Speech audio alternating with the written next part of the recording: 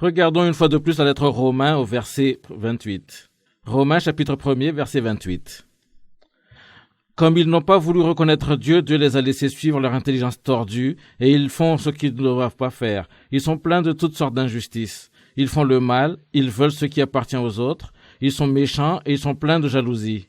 Ils tuent, ils se disputent, ils trompent les autres, ils agissent n'importe comment. Ils racontent des mensonges sur les gens, ils disent du mal d'eux. Parlons avant tout du verset 28. Comme ils n'ont pas voulu reconnaître Dieu, Dieu les a laissés suivre leur intelligence tordue, et ils font ce qu'ils ne doivent pas faire. Ils n'ont pas voulu reconnaître Dieu. Qu'est-ce que les gens veulent reconnaître, c'est-à-dire dans leur cœur? C'est l'objet de leur amour. Les gens qui aiment l'argent ne pensent à rien d'autre jour et nuit. Ils y pensent jour et nuit. Ils ont toujours l'argent dans leur cœur. Quand quelqu'un est amoureux, il pense à son bien-aimé jour et nuit. Quand un jeune couple tombe amoureux, la jeune femme est toujours dans le cœur du jeune homme et le jeune homme est toujours dans le cœur de la jeune femme. Le cœur d'un homme est toujours rempli par l'objet de son amour.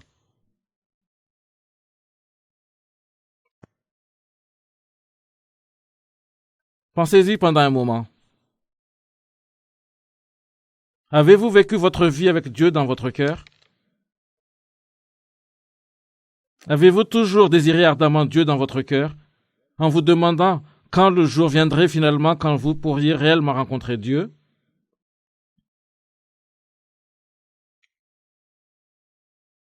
Si vous permettez, je voudrais vous raconter une histoire au sujet de mon épouse. Mon épouse et moi sommes tous les deux sauvés. Mais même après le salut, mon épouse m'a avoué un jour qu'elle mourrait presque de frustration. Quand je lui ai demandé pourquoi, elle a dit qu'elle a tellement voulu rencontrer Jésus qu'elle en était devenue folle. Le désir de rencontrer Jésus avait surgi à l'intérieur d'elle et l'a tellement préoccupée qu'elle semblait devenir folle. Il y a toutes sortes de maladies étranges. Elle était folle de rencontrer Jésus. Elle était comme cela pendant quelques jours, et puis une nuit, quand je suis allé au lit, en m'allongeant là, sur le lit après de mon épouse, j'ai constaté que je ne pourrais pas dormir. Dans un très petit murmure, elle chantait un hymne. Elle chantait très tranquillement, mais cette voix minuscule a atteint mes oreilles. Alors elle m'a demandé de coude et m'a demandé si je l'entendais chanter cet hymne. Elle a dit qu'elle avait chanté cet hymne vraiment fort et elle a voulu savoir si je l'avais entendu. Je lui ai dit que je ne l'avais pas entendu chanter vraiment fort, mais j'avais entendu une voix minuscule. Après qu'elle ait chanté cet hymne, nous nous sommes tous endormis. Quand nous nous sommes réveillés le lendemain, elle m'a dit qu'elle avait résolu son problème. Elle a dit qu'elle avait rencontré le Seigneur. Une personne peut avoir ce genre d'expérience même après le salut. Elle désirait vraiment le Seigneur, sincèrement désirant ardemment de le rencontrer. Mais même si vous n'êtes pas sauvé, vous aussi devez avoir ce vrai désir du Seigneur dans votre cœur. Dans votre cœur, vous devez vraiment désirer ardemment de rencontrer le Seigneur. Si vous avez ce désir ardent dans votre cœur, le Seigneur vous permettra de le rencontrer. Mais vous avez toutes sortes d'autres choses remplissant votre cœur qui devraient être pleines d'amour pour le Seigneur. Chaque fois que vous voyez ces choses, vous voulez les avoir pour vous-même. C'est pareil pour tous les gens dans le monde. Quand vous entendez une chanson particulière, vous la voulez pour vous-même. Votre cœur est plein de choses que vous voyez et entendez, et vous voulez les prendre toutes pour vous-même. Si votre cœur est plein de toutes sortes de choses, comment pouvez-vous rencontrer le Seigneur dans votre cœur?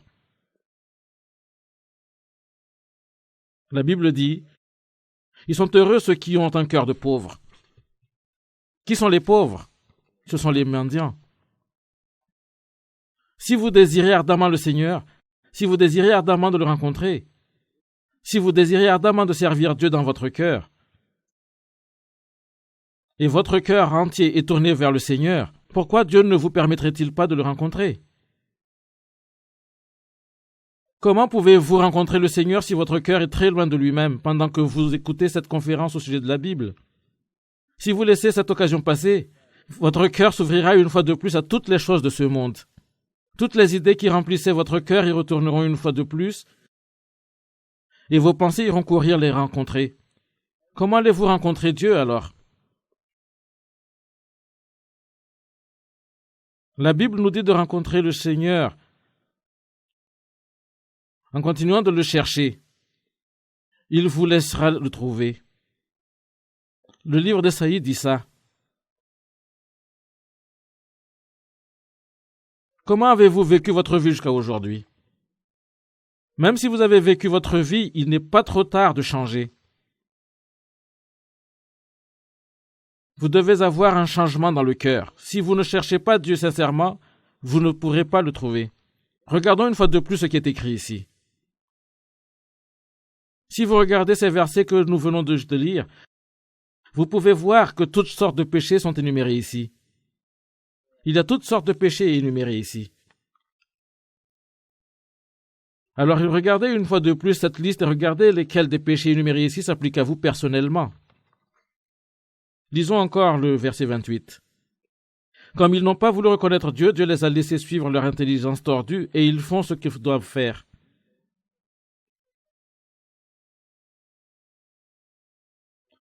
Ainsi l'on faisait ce qu'on ne doit pas faire. Mais quelles sont ces choses qu'on ne doit pas faire? Elles sont énumérées dans le verset 29. Ils sont pleins de toutes sortes d'injustices. Quelle injustice? Il existe toutes sortes d'injustices, mais pensez-y de cette manière. Quand vous allez à la maison, jetez un coup d'œil aux choses que vous avez dans votre maison. Y a-t-il des articles là que vous n'avez pas acquis légitimement? Toutes choses que vous avez prises légalement. Toutes choses devenues votre possession par des moyens illégitimes. Toutes choses que vous avez gagnées par l'injustice. Pensez à l'injustice de cette manière pour commencer et voyez si ceci s'applique à vous. Ils veulent ce qui appartient aux autres et sont méchants. Pensez ça les mauvaises. Ils sont pleins de jalousie, envie et avarice. Ils trompent les autres. La tromperie inclut l'immoralité sexuelle, le désir de blesser d'autres, et l'envie également et l'avarice.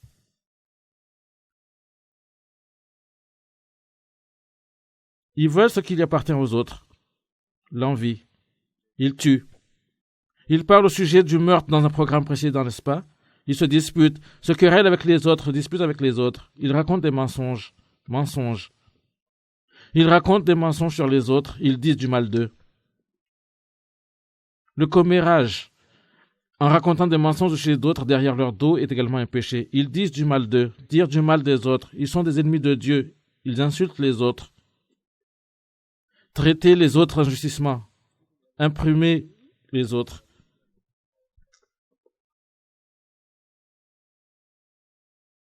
Ils sont ennemis de Dieu. Ils insultent les autres. Ils sont orgueilleux. Ils se vantent. Ils trouvent tous les moyens pour faire le mal. Ils n'obéissent pas à leurs parents.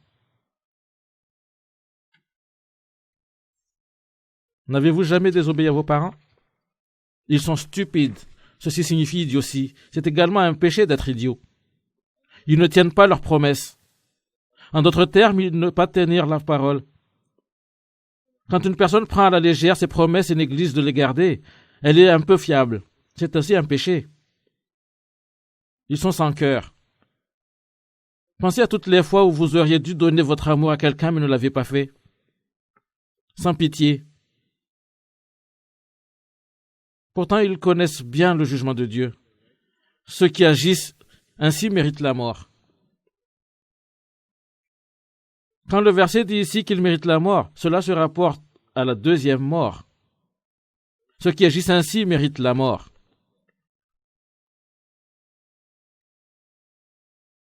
Vous n'avez pas besoin de penser que vous avez commis aucun de ces péchés. Si vous pensez que vous avez commis tous ces péchés, vos pensées iront trop loin et vos pensées deviendront trop vagues. Mais s'il y a un péché parmi cette liste qui s'applique en particulier à vous personnellement, vous devez porter ce péché devant Dieu et vous repentir pour ce que vous avez fait. Eh bien, non seulement ils font ces choses-là, mais encore ils approuvent ceux qui le font. Dans votre cœur, vous devez vous repentir totalement pour ce que vous avez fait. Regardez maintenant le verset 4 du chapitre 2. Il devait être dans la même page. Dieu est très bon, très patient, il sait attendre. Est-ce que tu t'en moques? Cette bon Dieu de Dieu te pousse à changer ta vie, ne sais-tu pas donc? Tu refuses de comprendre, tu refuses de changer. C'est pourquoi tu prépares contre toi une légère colère, pour le jour de la colère. Ce jour-là, Dieu va te montrer qu'il juge les gens avec justice. Les gens commettent toutes sortes de péchés. Pourquoi Dieu ne les punit-il pas directement sur place quand ils commettent ces péchés? Dieu ne punit pas des personnes sur place pour leurs péchés. Pourquoi cela? Il veut donner à l'homme l'occasion de se repentir. Il attend pour donner à l'homme l'occasion de se repentir. Cette bonté de Dieu te pousse à changer ta vie. Tu ne le sais donc pas? Dieu nous demande de nous repentir et nous donne plus qu'assez de temps pour le faire. Mais les gens ne se repentent pas. L'homme devrait regretter ses péchés et se repentir dans son cœur, mais il ne le fait pas.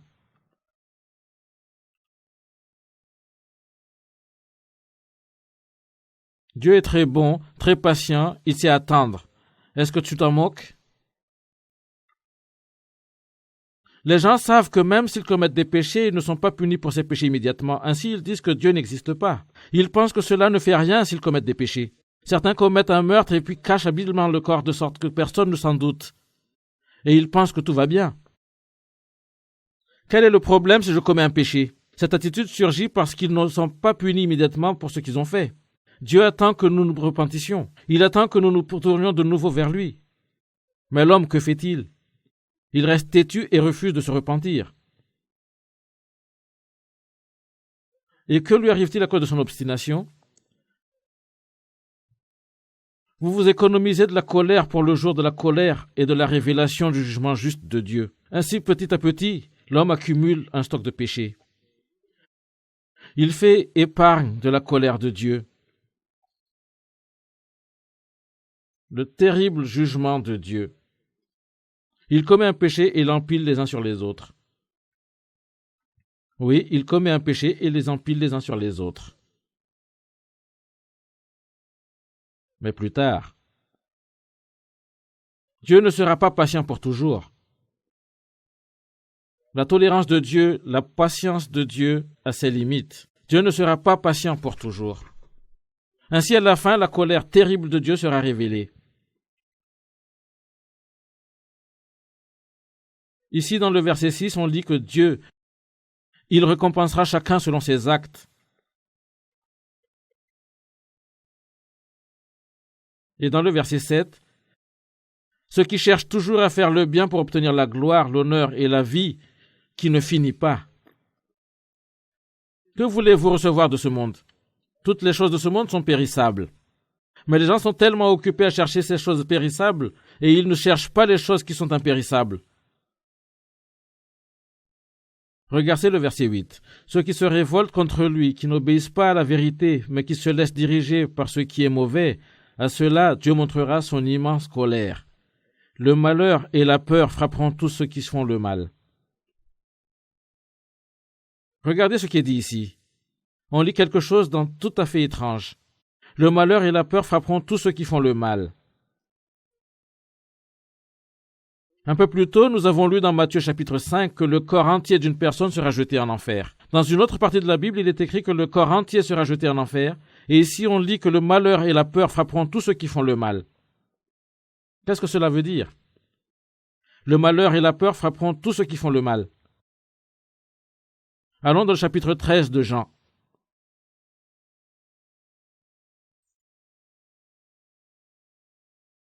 Jean chapitre 13.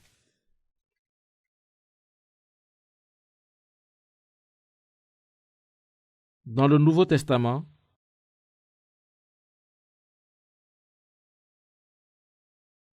verset 2.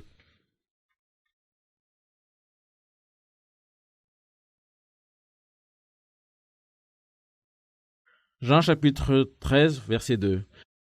Jésus et ses disciples prennent le repas du soir. L'esprit du mal a déjà mis dans le cœur de Judas, le fils de Simon Iscariote, l'intervention de livrer Jésus. Regardez maintenant le verset 25. Dans le même chapitre. Jean chapitre 13, verset 25.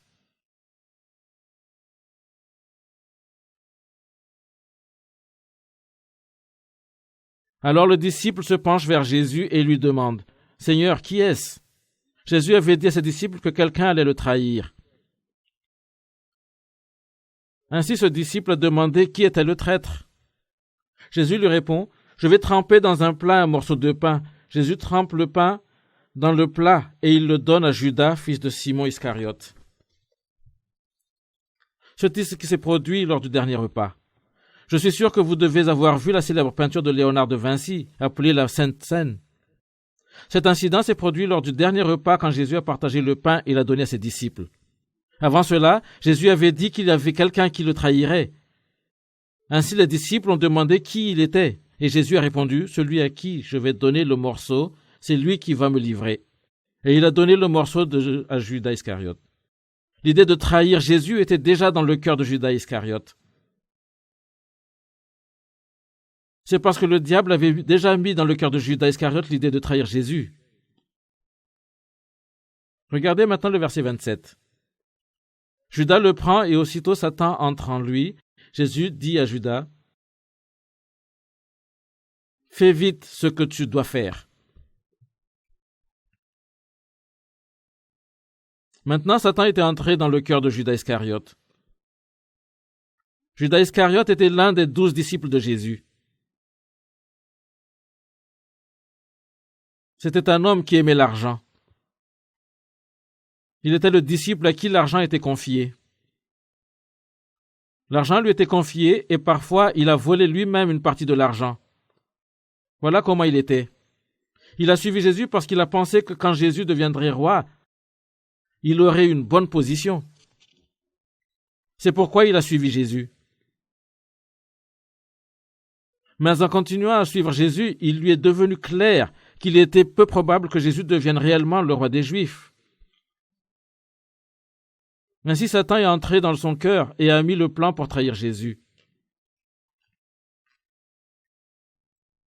Judas avait toujours été un amoureux d'argent. Mais l'idée de trahir Jésus est venue de Satan, qui était entré dans son cœur. Judas Iscariote s'est douté que les Juifs voulaient arrêter Jésus et le faire tuer par haine pour lui. Mais puisque Jésus était devenu tellement très populaire et que beaucoup de personnes le suivaient, il était difficile pour les Juifs de l'arrêter. Mais Judas a su comment il pourrait trahir Jésus. Il en détenait le secret pour le faire. Regardez maintenant dans le verset 30. Verset 30. Judas prend donc le morceau de pain et aussitôt il sort de la maison. C'est la nuit. Judas s'est levé, il sortait en courant. Il s'est précipité follement dans l'obscurité profonde de la nuit. Mais où allait-il? Il est allé voir où les Juifs se trouvaient, les Juifs qui sortaient pour arrêter Jésus et pour le faire tuer, les prêtres, les scribes et les pharisiens. Mais en faisant ceci, son cœur n'a été nullement préoccupé. Il n'était pas du tout préoccupé. Savez-vous pourquoi? Satan était entré dans son cœur et il a pris son cœur. Son cœur, sa conscience était devenue engourdie. Une personne dont la conscience est engourdie n'est pas préoccupée par sa conscience. Même maintenant, il y a des gens qui commettent des péchés honteux, mais leur conscience est engourdie. Aujourd'hui et ces dernières semaines, en ayant lu la Bible ensemble, nous avons lu et entendu beaucoup au sujet du péché. Nous avons appris ce qu'est le péché et ce qui sera la conséquence de ce péché. Mais il peut y avoir quelques personnes en écoutant ceci qui ne sont pas du tout préoccupées par leur conscience avec ce qu'elles entendent. De telles personnes sont dans une situation vraiment dangereuse. Leur conscience est engourdie. Et ainsi, elles ne sont pas du tout préoccupées par leur conscience. Ainsi, Judas Iscariote s'est précipité dans l'obscurité profonde de la nuit. Il tâtait réellement son chemin le long de la route menant à la destruction, mais il ignorait ce fait. Il a erré le long de cette route, a rencontré les chefs des Juifs et a conclu un marché avec eux. Il leur a dit qu'il leur livrerait Jésus et a leur demandé bien combien ils donneraient en retour. Ces derniers lui ont répondu qu'ils lui donneraient 30 pièces d'argent. À ce moment-là, 30 pièces d'argent était le prix qu'on donnait pour un esclave. Et le prix d'un esclave a été fixé à 30 pièces d'argent. Les Juifs ont demandé si Judas leur remettrait Jésus pour 30 pièces en argent, et il a dit oui. Ainsi, ils étaient parvenus à un accord. Allons maintenant au chapitre 27 de Matthieu.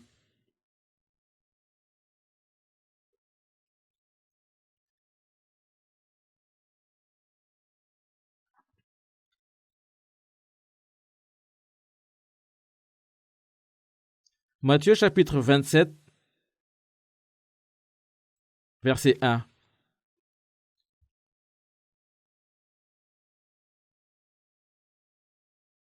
Le matin de bonne heure, les chefs des prêtres et les anciens du peuple décident tous ensemble de faire mourir Jésus. Ils le font attacher, ils l'emmenèrent et le livrèrent à Pilate, le gouverneur romain. Dans le chapitre précédent, nous avons lu comment Judas a trahi Jésus. Vous savez probablement la façon dont Judas a fait ceci. Jésus était sorti tôt le matin avec ses disciples pour prier dans le jardin de Gethsémani. Alors Judas avait mené une multitude de gens portant des épées et des massues à l'endroit où Jésus était, et avait indiqué lequel était Jésus en lui donnant un baiser. Et ainsi Jésus a été arrêté et emmené. C'était la manière dont Jésus avait été arrêté. Après qu'il ait été arrêté, les grands prêtres et les aînés du peuple qui l'avaient arrêté s'étaient réunis en conseil contre Jésus pour le mettre à mort. Ils l'attachaient et l'emmenaient devant le gouverneur Ponce Pilate.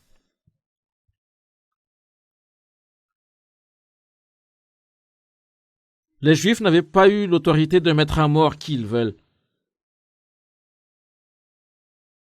Ponce Pilate était un commandeur qui avait été expédié de Rome pour régir le secteur. Il était un gouverneur. Les Juifs avaient emmené Jésus devant Pilate et avaient exigé qu'il soit mis à mort. Ils l'avaient emmené devant Pilate pour être jugé et mis à mort. Regardez maintenant le verset 3. Judas, celui qui a livré Jésus, voit qu'on l'a condamné. Quand on lit qu'il avait été condamné, cela signifie qu'il a été condamné à mort. Judas, celui qui a livré Jésus, voit qu'on l'a condamné, alors il regrette ce qu'il a fait et il va rendre les 30 pièces d'argent aux chefs des prêtres et aux anciens, et il leur dit « J'ai péché, j'ai livré un innocent à la mort. » Ils lui répondent « Cela nous est égal. C'est ton affaire. » Judas jette l'argent dans le temple et il part. Ensuite, il va se pendre.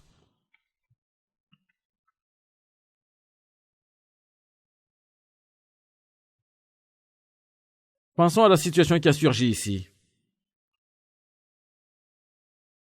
Jésus a été maintenant jugé et condamné à mort. Le moment où Judas Iscariote a vu ça, son cœur a été libéré de l'emprise de Satan. Satan s'était emparé du cœur de Judas Iscariote, mais maintenant il a abandonné ce cœur. Ainsi l'engourdissement a disparu et le sentiment a refait surface. Et c'est pourquoi Judas commençait à être très préoccupé.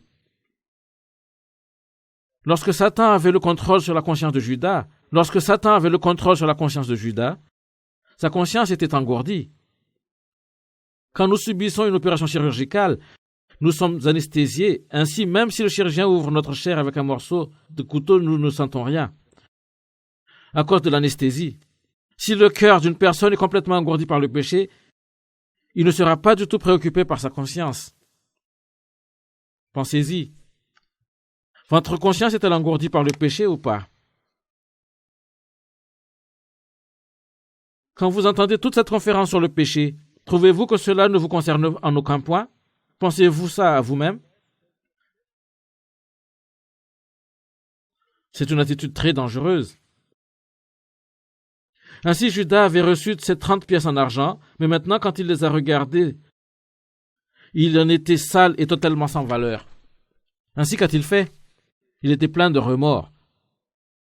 Il est écrit qu'il est plein de remords et a été rapporté de 30 pièces d'argent aux grands prêtres et aux aînés. Et il a dit, j'ai péché, j'ai livré un innocent à la mort. Et ils ont dit, cela nous est égal. C'est ton affaire. Judas a remis l'argent aux grands prêtres et aux aînés, mais ils ne les prendraient pas. J'ai péché. J'ai livré un innocent à la mort. Judas était plein de remords quand il essayait de leur remettre l'argent, mais ils lui ont dit, cela nous est égal, c'est ton affaire. Il ne s'était plus intéressé à lui puisque Jésus avait été condamné à mort. Regardez maintenant le verset 5. Judas jette l'argent dans le temple et il part, ensuite il va se pendre. Regardez ceci. Sa conscience le tourmentait si terriblement qu'il ne pourrait simplement plus supporter de vivre. Sa conscience le tourmentait tellement qu'il ne pourrait plus la supporter. Ainsi il est sorti et s'est pendu. Dans Actes chapitre 1er, on lit qu'il est tombé à la tête la première, son corps a explosé et s'est ouvert au milieu. Et toutes ses entrailles sont sorties. Pourquoi a-t-il réagi comme ceci? C'était la raison de l'angoisse de sa conscience, l'angoisse de son esprit. Pensez à ceci. Les gens commettent des péchés en ce moment et ne sont pas en particulier préoccupés par leur conscience. Mais le moment où ils seront en enfer, ils seront libérés de l'emprise de Satan. Puisque l'enfer est l'endroit où Satan doit également recevoir sa punition, quand il y arrive, il ne pourra plus commander les autres. Ainsi, le moment où une personne est jetée en enfer, sa conscience commencera à le préoccuper pour tous les péchés qu'il a commis durant sa vie en ce monde.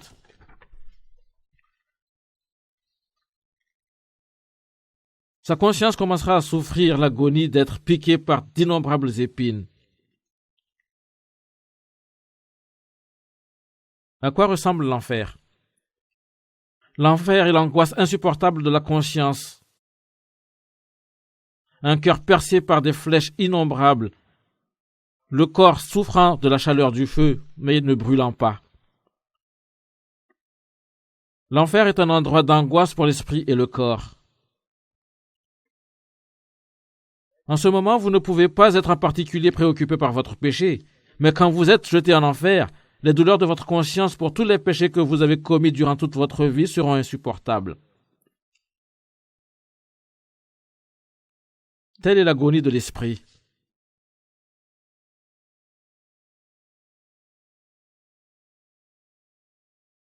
Allons une fois de plus dans une partie de la Bible, Jérémie chapitre 5.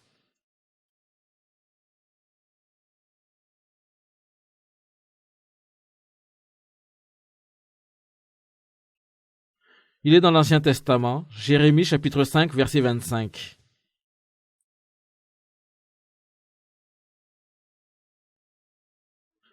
Vos fautes ont dérangé tout cela, vos péchés vous ont privé de tous ces bienfaits.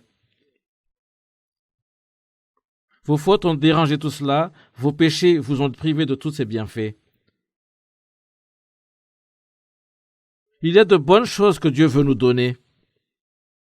Quelles sont ces bonnes choses? Il y a un super cadeau que Dieu veut offrir à l'humanité. Ce cadeau est l'Esprit Saint. L'Esprit Saint est le meilleur cadeau pour quiconque le reçoit. Mais on lit ici, vos fautes ont dérangé tout cela, vos péchés vous ont privé de tous ces bienfaits. Vous ne pouvez pas recevoir ce merveilleux cadeau parce que le problème de vos péchés n'a pas été résolu. Quand le problème de vos péchés est résolu, ce cadeau viendra automatiquement à vous. Ainsi, la question est, comment allez-vous résoudre le problème de votre péché?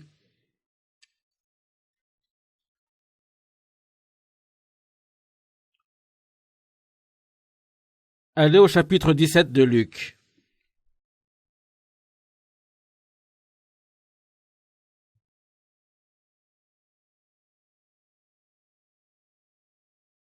Luc chapitre 17, verset 26. Verset 26. Verset 26. Le jour où le Fils de l'homme viendra, il se passera la même chose qu'au temps de Noé. Les gens mangeaient, buvaient, se mariaient ou donnaient leurs filles en mariage, puis Noé est entré dans le bateau, il y a eu une grande inondation et tous ces gens sont morts. Ou bien, il se passera la même chose qu'au temps de Lot. Les gens mangeaient et buvaient, achetaient et vendaient, plantaient et construisaient. Mais le jour où Lot a quitté Sodome, Dieu a fait tomber du ciel une pluie de feu et de poussière brûlante, et tous les gens sont morts. Le jour où le Fils de l'homme apparaîtra, il se passera la même chose. Les villes de Sodome et Gomorrhe ont été détruites par le feu et le soufre tombant du ciel sur eux. Et du temps de Noé, le monde entier a été détruit par l'inondation. Mais il n'est pas mentionné ici qu'à ce moment-là, les gens ont volé ou ont commis de l'adultère. Il est écrit, les gens mangeaient, buvaient, se mariaient ou donnaient leurs filles en mariage. Il y a eu une grande inondation et tous les gens sont morts. Ou bien il se passera la même chose qu'au temps de Lot. Les gens mangeaient, buvaient, achetaient, vendaient, plantaient et construisaient. Mais le jour où Lot a quitté Sodome, Dieu a fait tomber du ciel une pluie de feu et de poussière brûlante, et tous ces gens sont morts. Pourquoi est-ce un péché de manger et de boire? Pourquoi est-ce un péché d'acheter, de vendre, de planter, de construire des maisons? Ces actions ne sont pas des péchés. Ce n'est que des péchés de manger et de boire. Ce n'est pas un péché d'acheter et de vendre. Ce n'est pas un péché de se marier ou d'être donné en mariage. Dans ce cas, pourquoi énumère-t-on ceci? Ce que cela signifie est que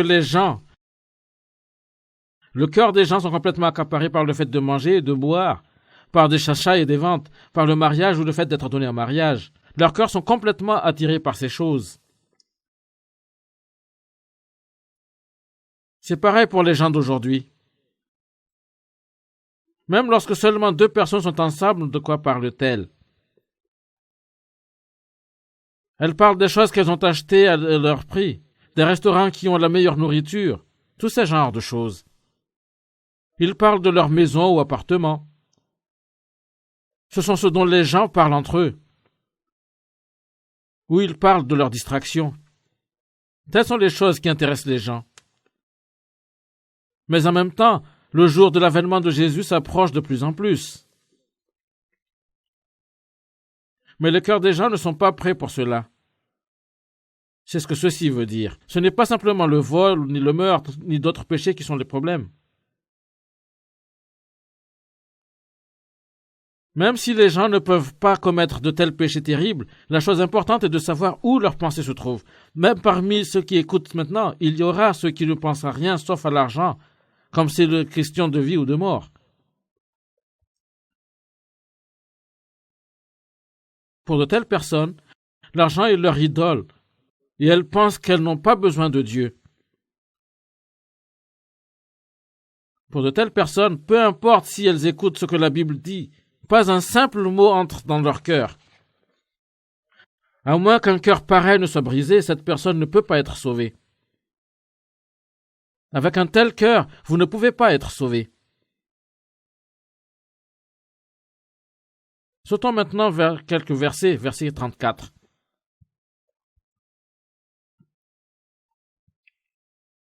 Oui, je vous le dis, cette nuit-là, 2 personnes seront dans le même lit, on prendra l'une et on laissera l'autre. 2 femmes seront en train de craser du grain ensemble, on prendra l'une et on laissera l'autre. Que signifie ce passage? On prendra l'un et on laissera l'autre. Ici, nous voyons la terre.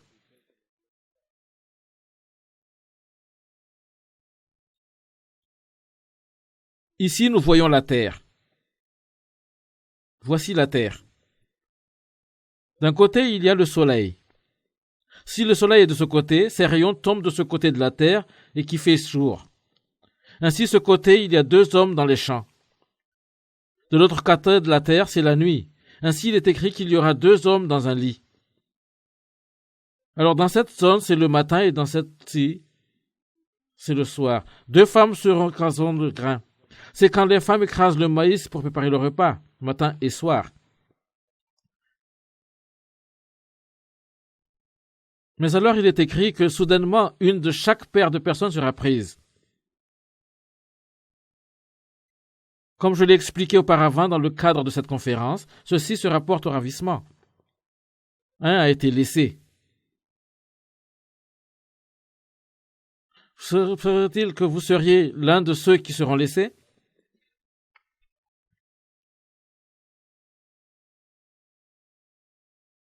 Ne pensez-vous pas que ceci mérite une certaine considération?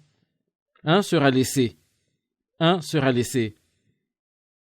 Se pourrait-il que vous seriez laissés? Si cela se produit, que feriez-vous? Ceux qui sont laissés devront recevoir une marque sur leur front ou sur leurs mains. Et alors ils devront passer par l'horreur de la tribulation.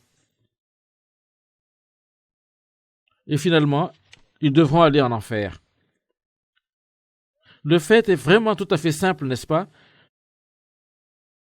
Un sera pris et l'autre sera laissé. Même dans la même famille, il peut y avoir quelqu'un qui est sauvé et un autre qui n'est pas sauvé. Celui qui n'est pas sauvé persécute celui qui est sauvé. Il lui rend la vie insupportable. Mais puis un jour, l'un d'entre eux disparaît soudainement. Sa chair sera changée et ainsi il deviendra invisible. Voilà ce qu'on entend par l'un sera pris, mais un sera laissé. Ici, pensez à vous-même. Supposons que je sois laissé. Que vais-je faire si je suis laissé? Si, dans votre cœur, vous ne croyez pas ce que la Bible dit, évidemment, vous serez laissé. Mais si vous en finirez par y croire, vous n'aurez aucune manière d'échapper à votre destin. Qu'allez-vous faire si vous êtes laissé?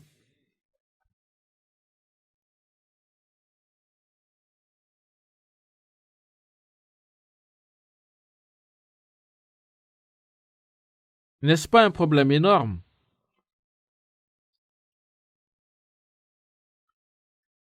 Ceux qui sont laissés n'obtiendront pas une autre chance.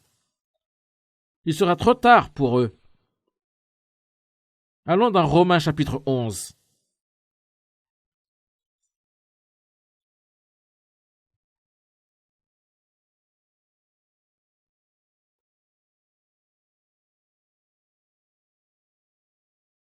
Romains chapitre 11, verset 25.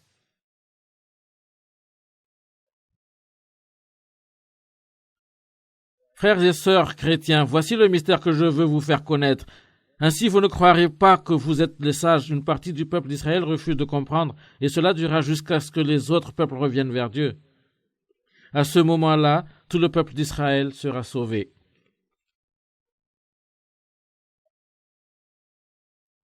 Qu'est-ce que cela signifie?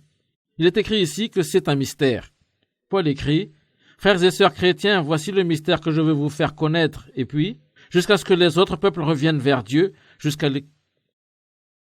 ce que les peuples reviennent vers Dieu. Qu'est-ce que cela signifie? Dans l'histoire de l'humanité, en d'autres termes, dans un plan de Dieu, le nombre de gentils qui seront sauvés s'est fixé. Nous sommes tous des gentils. Le nombre de Juifs, le nombre d'Israélites qui seront sauvés a été également fixé. Il y a également une période où les gentils peuvent être sauvés. Et il y a alors une période où les Israélites peuvent être sauvés. Ainsi, dans l'Église ancienne, quelques Juifs à Jérusalem ont été sauvés. Après cela, les travaux du salut ont commencé à être effectués parmi les gentils. Et même maintenant, ce sont les gentils qui sont sauvés. Mais puis un certain jour, du moment que les personnes sauvées sont enlevées de cette terre, la période fixée pour le salut des gentils se terminera. Pourquoi cela? Quand l'Esprit Saint quitte ce monde, le temps pour le salut des gentils se terminera. Et ceux qui sont sauvés seront pris. Après cela, l'Esprit Saint reviendra, cette fois pour les Israélites. Cela se produira pendant la tribulation. À ce moment-là, l'Esprit Saint reviendra pour les Israélites. Et 144 000 des Israélites seront sauvés. Ce moment viendra également. Mais c'est pour les Juifs Et nous sommes des gentils. Puisque nous sommes des gentils, nous devons être sauvés pendant le temps qui nous est alloué. La Bible décrit cette période où les gentils peuvent être sauvés comme période admise ou jour de salut. Mais cette période ne sera pas prolongée indéfinitivement. C'est planifié qu'un certain jour, quand le nombre de gentils qui doivent être sauvés est atteint, je ne sais pas qui sera la dernière personne à être sauvée. Quand ceux qui doivent être sauvés sont sauvés, Jésus reviendra de ce ciel. Tout ceci est établi sur le plan de Dieu.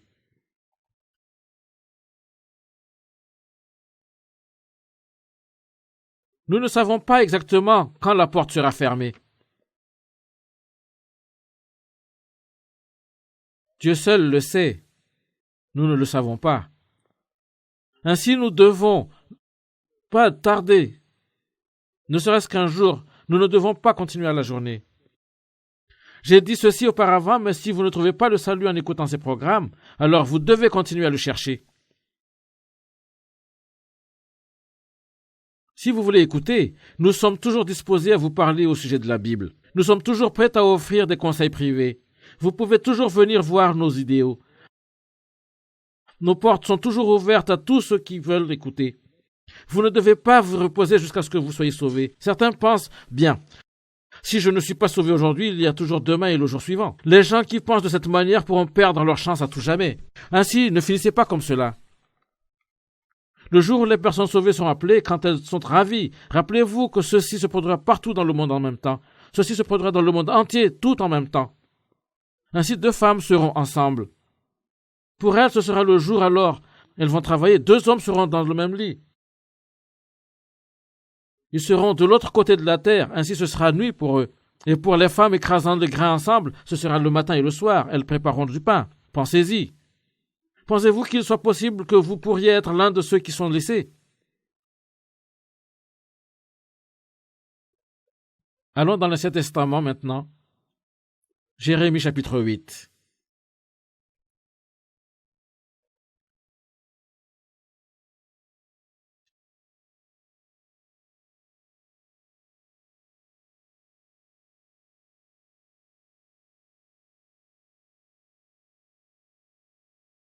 Jérémie chapitre 8, verset 20. Jérémie chapitre 8, verset 20. La récolte est finie, la saison chaude est terminée, et nous ne sommes toujours pas sauvés. N'est-ce pas étrange? Quel lien y a-t-il entre la moisson, l'été et le salut? La récolte est finie, la saison chaude est terminée, et nous ne sommes toujours pas sauvés.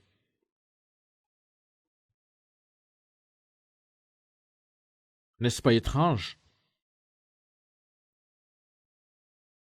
Dans des périodes bibliques, les aliments de base étaient l'orge et le blé. Et la moisson de l'orge et du blé avait lieu en été. La moisson d'orge et de blé ont lieu en été.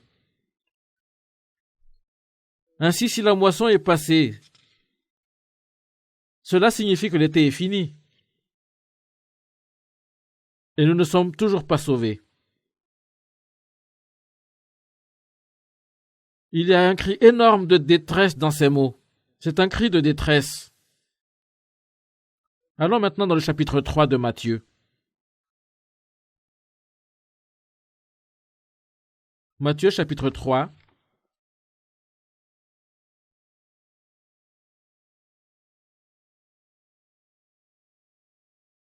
Matthieu chapitre 3, verset 5.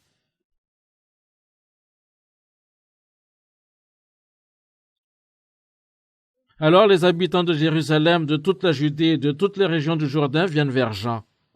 Ils avouent leurs péchés avant de tout le monde, et Jean les baptise dans l'eau du Jourdain. Beaucoup de pharisiens et de sadducéens viennent pour que Jean les baptise. En voyant cela, il dit, « Espèce de vipère, la colère de Dieu va venir et vous croyez que vous pourrez l'éviter. » Jean baptisait dans le fleuve du Jourdain. Ainsi les collecteurs d'impôts, les pêcheurs, les prostituées et d'autres gens de la sorte sont venus à lui pour se faire baptiser. Naturellement, c'était à ce moment-là que Jésus a été également baptisé. Mais il semble que beaucoup de pharisiens et de sadducéens sont également venus à Jean pour être baptisés. Mais Jean-Baptiste les a réprimés sévèrement. Espèce de vipère. C'était la couvée du serpent, ou les descendants du serpent, comme ce qui a été écrit au verset 15 du chapitre 3 de la Genèse. Ils étaient la couvée du serpent qui tuerait Jésus en le clouant sur la croix. La couvée de Satan. Quand Jean les a réprimandés de cette façon, il a dit « La colère de Dieu va venir et vous croyez que vous pouvez l'éviter. Qui vous a dit cela?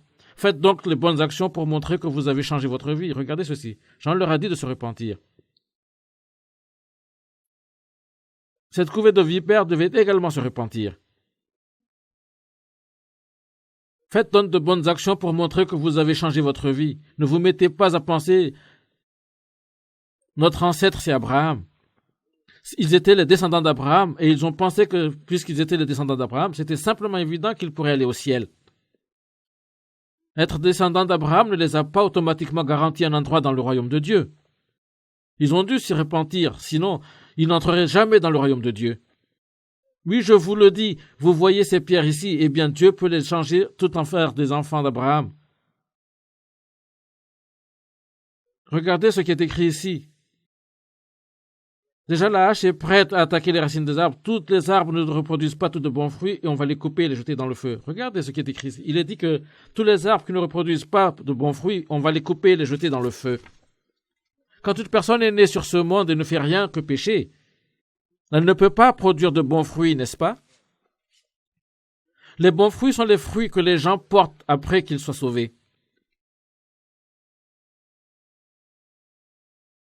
Tous les arbres qui ne produisent pas de bons fruits, on va les couper et les jeter dans le feu. Cela signifie qu'ils seront jetés en l'enfer, n'est-ce pas? Moi, je vous baptise de l'eau pour montrer que vous changez de vie. Mais celui qui vient après moi est plus puissant que moi. Je ne suis pas digne de lui enlever ses sandales.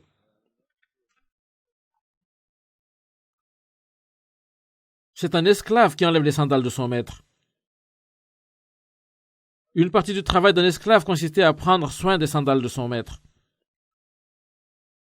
Lui, il vous baptisera avec le feu de l'Esprit Saint. Beaucoup de gens comprennent mal cette partie de la Bible. Il est écrit, lui, il vous baptisera avec le feu de l'Esprit Saint. Lui, il vous baptisera avec le feu. Beaucoup de personnes disent que vous devez recevoir le baptême du feu. C'est ce que la plupart des gens pensent. Savez-vous comment ils prétendent recevoir le baptême du feu?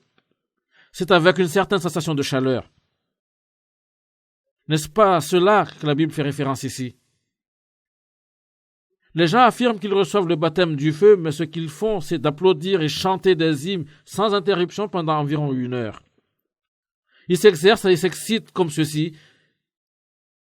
Et alors quelqu'un vient derrière eux et pose ses mains sur eux, et pas un par un, et ils ressentent un sentiment de chaleur et pensent que c'est le baptême du feu. Ce n'est pas le baptême du feu. Le sang qui leur monte jusqu'à la tête à cause de la surprise et l'excitation du moment.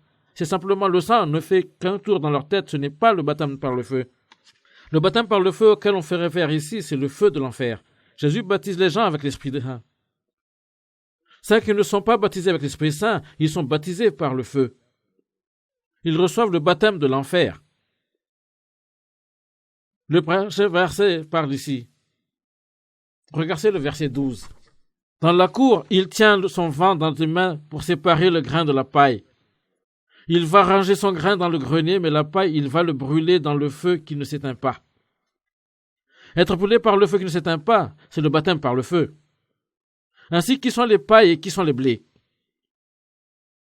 Ceux qui sont seulement éprouvés par la naissance physique, c'est-à-dire nés de l'utérus de leur mère, sont les pailles. Quand une mère donne naissance à un enfant, cet enfant ne connaît pas le péché ou toute autre chose de la sorte. Mais cet enfant n'est seulement qu'une coquille d'un être humain. Il ou elle n'a pas encore un grain intérieur. Quand une personne est née sur ce monde, elle est née en tant que pécheur. Un petit bébé a également le péché en lui, et ce péché est manifesté dans ses actions. Imaginez un petit enfant vraiment mignon qui s'assoit pour manger une barre de sucrerie. Si vous demandez à cet enfant de vous donner un morceau de sa sucrerie, non. Cette attitude indique la nature pécheresse de l'enfant. L'homme est un pécheur le jour où il est né. Et en tant que tel, il est simplement la coquille d'un être humain. Il n'y a aucune substance en lui. Mais puis, quand une personne réalise la vérité, quand elle réalise la vérité dans le mot de Dieu et devient sauvée, voilà le baptême de l'Esprit Saint. C'est le baptême de l'Esprit Saint. Qui sont ces personnes qui reçoivent le baptême de l'Esprit Saint? Ce sont les grains, le grain. Si vous utilisez la métaphore des récoltes, ils sont les grains. Si vous utilisez cette métaphore, les récoltes sont les grains. La nouvelle vie est entrée en eux, et cette nouvelle vie est la vie ressuscitée de Jésus. Dans 1 Pierre chapitre 1er verset 3, on lit « Dans sa grande bonté, il nous a fait naître une deuxième fois en révélant Jésus-Christ de la mort. »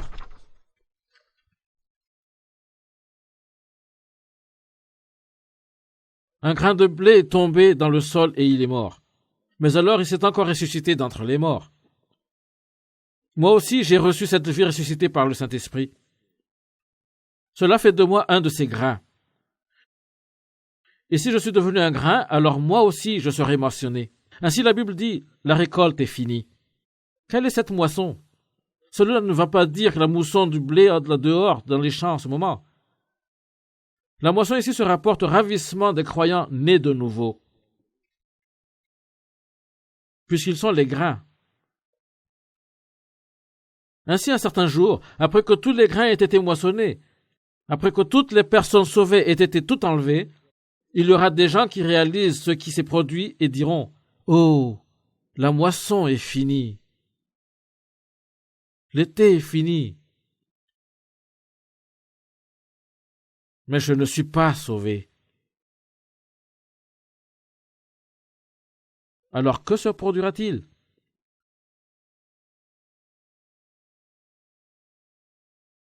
Si vous êtes un de ces grains, vous serez moissonné sans problème.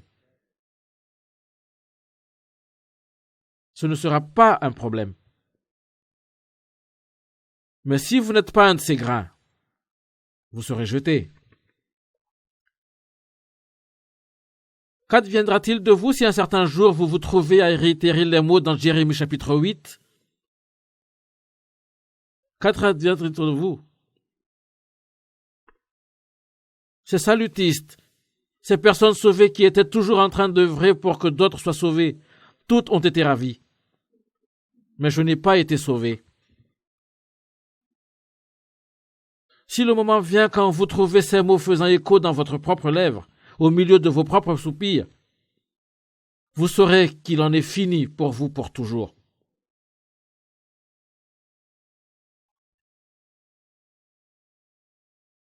Ainsi, vous voyez, nous ne savons pas quand ce jour viendra. Qui sait s'il se produira ce soir ou demain? Je suis sûr qu'il ne se produira pas ce soir. Je peux dire cela avec une certitude absolue. Elle ne se produira pas ce soir. Mais nous ne savons vraiment pas quand le ravissement se produira. Avant cela que ce se produise, nous devons être préparés. Nous devons savoir une certaine vérité définie dans la Bible. Les gens parlent beaucoup au sujet de recevoir l'Esprit Saint. De nos jours, beaucoup d'églises comprennent mal totalement ce que signifie recevoir l'Esprit Saint. Ils pensent que quand les gens reçoivent l'Esprit Saint, ce sera un certain genre d'expérience physique. Il n'y a aucun lien entre les sensations physiques et l'Esprit Saint. La manière de recevoir l'Esprit Saint est par le mot de Dieu. C'est le mot de Dieu lui-même. J'ai dit ceci lors d'une conférence tenue auparavant, n'est-ce pas? Passons ceci en revue maintenant. Jean chapitre 6.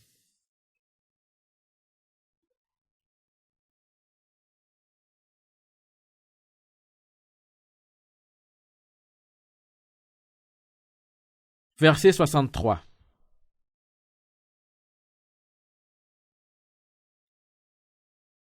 Jean chapitre 6, verset 63. C'est l'Esprit Saint qui donne la vie. L'homme tout seul ne peut rien faire. Les paroles que je vous ai dites viennent de l'Esprit Saint et elles donnent la vie. À quel esprit fait-on référence ici? Les paroles que je vous ai dites viennent de l'Esprit Saint. Les paroles donnent la vie. Quand nous réalisons la vérité dans le mot de Dieu dans nos cœurs, le problème de notre péché sera résolu. C'est l'Esprit. Mais cela recevoir l'Esprit Saint. Même les pratiquants d'aujourd'hui ignorent ce fait.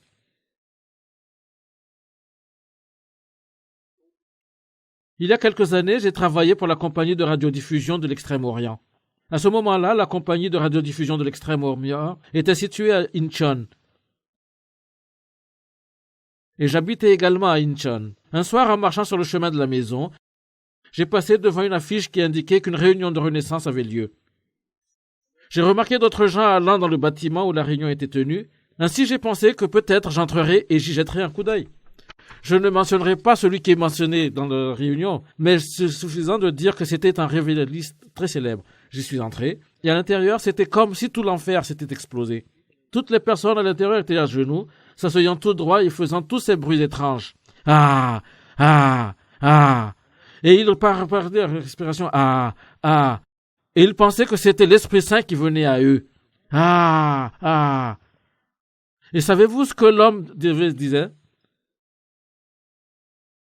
Tenez, prenez-les. Tenez, prenez-les. Prenez-le. Pensez-vous que c'est la manière de recevoir l'Esprit Saint? Comment se fait-il que les églises de la Corée soient ainsi? Est-ce cela recevoir l'Esprit Saint? C'est purement insensé. Vous recevez l'Esprit Saint quand vous réalisez la vérité dans le mot de Dieu. Les paroles que je vous ai dites viennent de l'Esprit Saint et elles donnent la vie. Regardez maintenant Jean chapitre 10.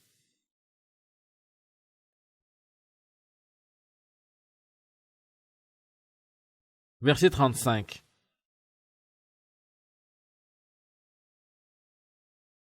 Dans cette parole des livres saints, Dieu parle aux êtres humains et il les appelle des dieux. Il les a appelés des dieux ceux qui a la parole qui est adressée. La réception de la parole de Dieu est la réception du Saint-Esprit. Dans l'Ouest, on parle beaucoup du fait de recevoir le Seigneur Jésus en tant que votre sauveur personnel. Mais il est inutile de prendre votre propre décision pour recevoir Jésus. C'est quand vous réalisez la vérité dans le mot de Dieu que Jésus entre dans votre cœur. Voilà comment vous le recevrez. Les gens disent que vous devez prendre une décision personnelle pour recevoir Jésus dans votre cœur. Ce genre d'enseignement mène un bon nombre de personnes dans un faux genre de salut. Et la Corée suit cette même direction. Vous devez vous accrocher à quelque chose de défini, quelque chose d'absolument certain du mot de Dieu. Pour faire ce que vous devez écouter soigneusement le reste de ces programmes.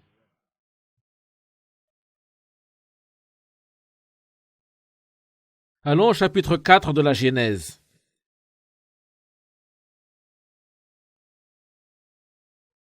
Je lirai à partir du verset 1er. L'homme s'unit à Ève, sa femme, elle devient enceinte et met au monde Caïn. Puis elle dit, avec l'aide de Dieu, j'ai donné la vie à un petit homme. Elle met aussi au monde Abel, le frère de Caïn. Abel devient berger et Caïn cultive la terre. À la fin de l'année, Caïn apporte quelques récoltes de champs, il les offre au Seigneur. De son côté, Abel apporte les premiers agneaux de son troupeau, et il offre au Seigneur les meilleurs morceaux. Le Seigneur reçoit avec plaisir Abel et son offrande, mais il ne reçoit pas Caïn. C'est pourquoi Caïn est très en colère. Son visage devient sombre de tristesse. Le Seigneur dit à Caïn, « Tu es en colère et ton visage est triste. Pourquoi » Si tu agis bien, tu peux te remettre debout. Si tu n'agis pas bien, le péché est comme un animal couché à ta porte. Il t'attend en cachette, prêt à t'attraper. Mais toi, tu dois être plus fort que lui. Caïn dit à son frère Abel, sortons dehors, dans le champ. Caïn se jette sur son frère Abel et le tue. Alors le Seigneur dit à Caïn, où est ton frère, Abel? Caïn répond, je ne sais pas. Est-ce que je suis le gardien de mon frère? Le Seigneur continue, qu'est-ce que tu as fait là? J'entends la voix du sang de ton frère. Dans le sol, elle crie vers moi pour demander vengeance. Le sol s'est ouvert pour recevoir le sang de ton frère que tu as tué. Eh bien, maintenant, ce sol te maudit. Lisons jusque-là pour le moment. On lit ici qu'Adam s'unit à son épouse. Et elle est tombée enceinte et donna naissance à 2 fils. Ils ont donné le nom de Caïn au premier fils et Abel au second fils. Ces 2 hommes ont eu différents métiers. Caïn était l'aîné des 2 et il a travaillé dans les champs. Il était fermier. Et son jeune frère Abel était berger. Il gardait les moutons. Ces 2 hommes ont offert chacun un sacrifice à Dieu. Caïn a offert certaines récoltes des champs qu'il avait cultivés. Et Abel a offert un des moutons qu'il avait élevés. Que signifie offrir à Dieu un sacrifice? Cela signifie adorer Dieu. Caïn a offert certaines récoltes de ses champs, les produits de ses activités cultivatrices. Beaucoup de Coréens montrent du respect envers leurs ancêtres en faisant des offrandes de nourriture qu'ils placent devant les tombes de la famille. Et Caïn a aussi fait une offrande des récoltes de ses champs. Mais Dieu n'a pas accepté l'offrande. À quelques égards, Caïn avait mis beaucoup plus de travail à préparer son offre. Il avait travaillé dur et a fait de son mieux. Ainsi, son offrande était le produit de son dur labeur. Et c'était cela qu'il a offert à Dieu. Ceci signifiait qu'il avait donné le meilleur de lui-même dans ses efforts pour adorer Dieu et le servir. Caïn avait travaillé vraiment durement en faisant de grands efforts pour faire ce sacrifice. Et il l'a offert à Dieu pensant que cela le satisferait. Mais Dieu ne l'a pas accepté. Abel avait abattu un agneau et avait offert son sang comme sacrifice à Dieu. Et Dieu avait accepté son offrande. Qu'est-ce que tout ceci veut dire? Cela démontre le fait que la religion et ce que la Bible enseigne sont fondamentalement différentes. En fait, ils sont diamétralement opposés.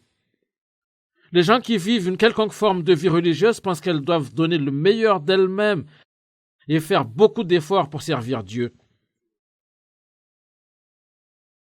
Ils pensent que c'est ce qu'ils doivent faire. Et ils pensent également que Dieu acceptera ce genre d'offrande. Mais en réalité, servir Dieu veut dire faire précisément le contraire. Dieu ne veut pas ce genre d'offrande. Dieu ne veut pas les choses que l'homme a faites par ses propres efforts et pour lesquelles l'homme a travaillé dur. Il n'accepte pas de telles offrandes. C'est précisément ce point que beaucoup de gens dans le monde comprennent mal au sujet de Dieu. Ainsi, il y a une différence fondamentale entre le christianisme et les religions qui ont été adoptées par les différents peuples du monde.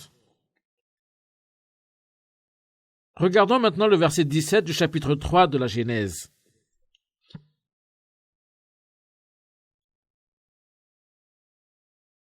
Puis le Seigneur dit à l'homme, « Tu as écouté ta femme et tu as mangé le fruit que je t'avais défendu de manger. À cause de toi, je maudis le sol. Tu devras te fatiguer de tous les jours de ta vie pour tirer ta nourriture de la terre. Le sol produira pour toi des plantes épineuses de toutes sortes. Tu devras manger ce qui pousse dans les champs. Tu gagneras ta nourriture en transpirant beaucoup jusqu'à ta mort. À ce moment-là, tu retourneras dans la terre d'où tu viens. Tu es fait de poussière et tu retourneras poussière. » Adam et Ève ont commis un péché. Ils ont mangé le fruit de l'arbre de la connaissance du bien et du mal, et en conséquence, la terre a été maudite. Nous avons déjà discuté de ce point. Une malédiction a frappé la terre. La terre a été maudite, et en conséquence, la vie de l'homme est devenue une souffrance, et le monde de la nature est également tombé sous l'esclavage de la dégradation. Le sacrifice de Caïn était un produit de la terre. Le sacrifice de Caïn vient de la terre. Et les produits de la terre étaient les fruits de la malédiction qui avait frappé la terre. Voilà ce qu'il signifiait. Il avait travaillé très dur pour cultiver la terre afin de pouvoir apporter ce sacrifice à Dieu. Mais ce sacrifice comprenait les produits de la terre qui avaient été maudites. Si nous pensons à ceci, en ce qui concerne sa signification la plus fondamentale, nous constatons que la Bible parle aussi bien de ce point dans d'autres endroits. Les choses que Dieu déteste le plus sont la droiture de l'homme, les bons actes de l'homme et les biens de l'homme. Dieu déteste ces choses par-dessus tout, et il ne les accepte pas de l'homme. Quand une personne se fait juste, ses actes de droiture peuvent sembler justes à la personne elle-même, mais aux yeux de Dieu, il n'y a rien de juste dans ses actes. Ils ne sont rien d'autre que péché. Alors si nous revenons à Caïn maintenant, Caïn n'a pas du tout connu Dieu, et il ne se connaissait pas non plus. Il n'a pas su que lui-même était pécheur, et Dieu est complètement saint. Il a pensé que Dieu accepterait simplement les produits de ses efforts et de son dur labeur, peu importe comment ils étaient, mais Dieu ne les a pas acceptés. Non seulement Dieu n'a pas accepté ses offrandes, faire une telle offrande constitue réellement un grand péché devant Dieu. Une telle offrande est une expression de la négligence ou même du délit de Dieu. C'est une expression de dédain pour Dieu. Toutes les religions dans ce monde proviennent de la chair de l'homme. Rappelez-vous que la chair de l'homme a été faite de la poussière de la terre. Et parce que toutes ces religions proviennent de la chair de l'homme, peu importe à quel point leurs actions semblent être bonnes, en réalité, elles sont toutes des péchés.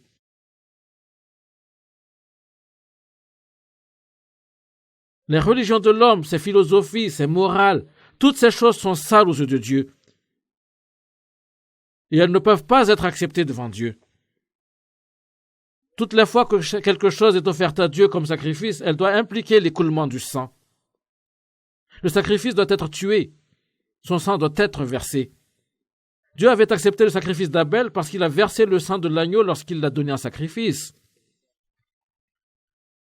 Tout ce que nous offrons à Dieu doit être d'abord tué et être ensuite offert. Le massacre des offrandes représente le jugement.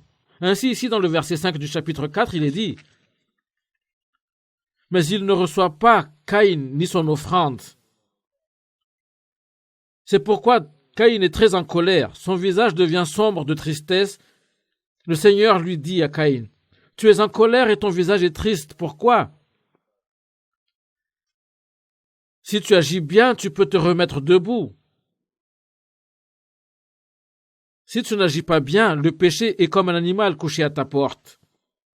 Il t'attend en cachette, prêt à t'attraper. Mais sois fort. »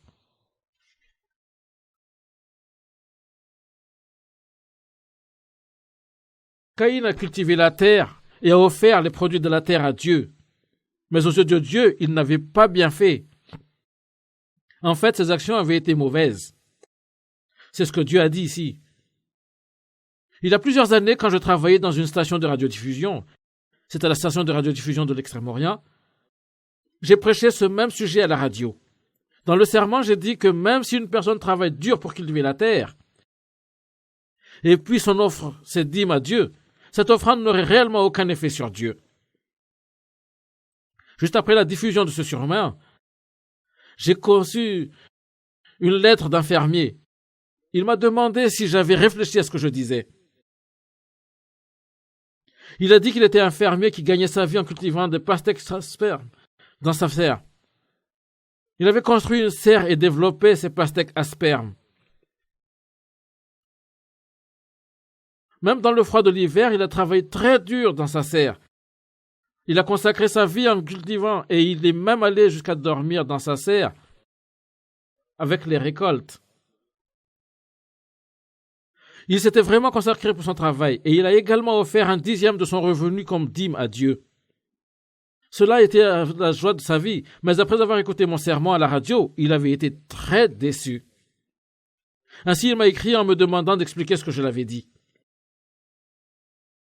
J'ai répondu que je l'ai invité à venir me voir à la station radio.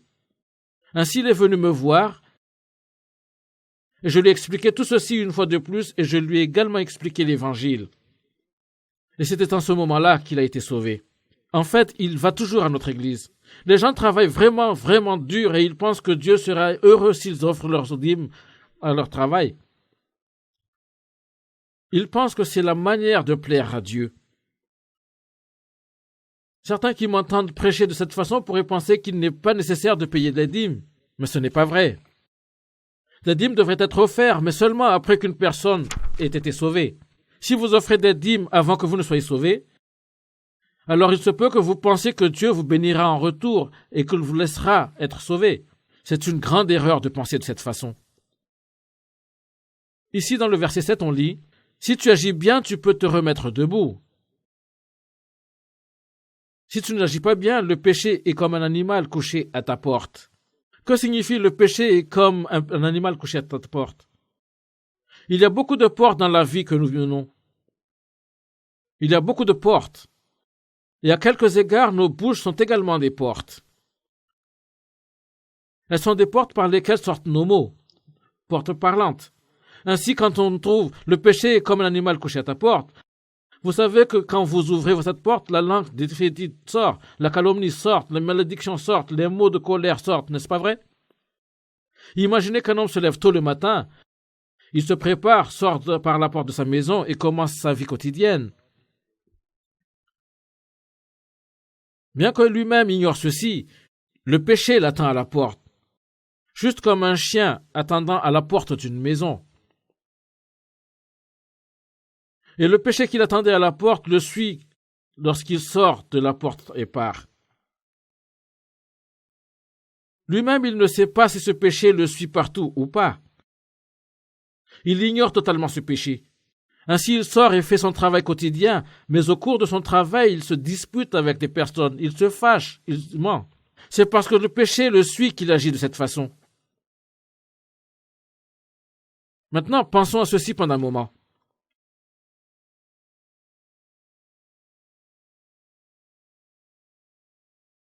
Essayez d'y penser de cette manière.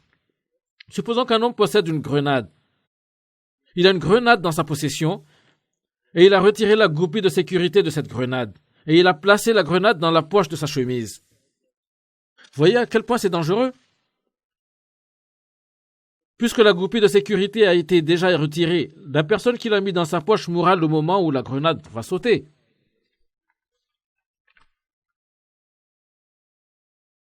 Les gens savent qu'une grenade est dangereuse quand la goupille a été enlevée.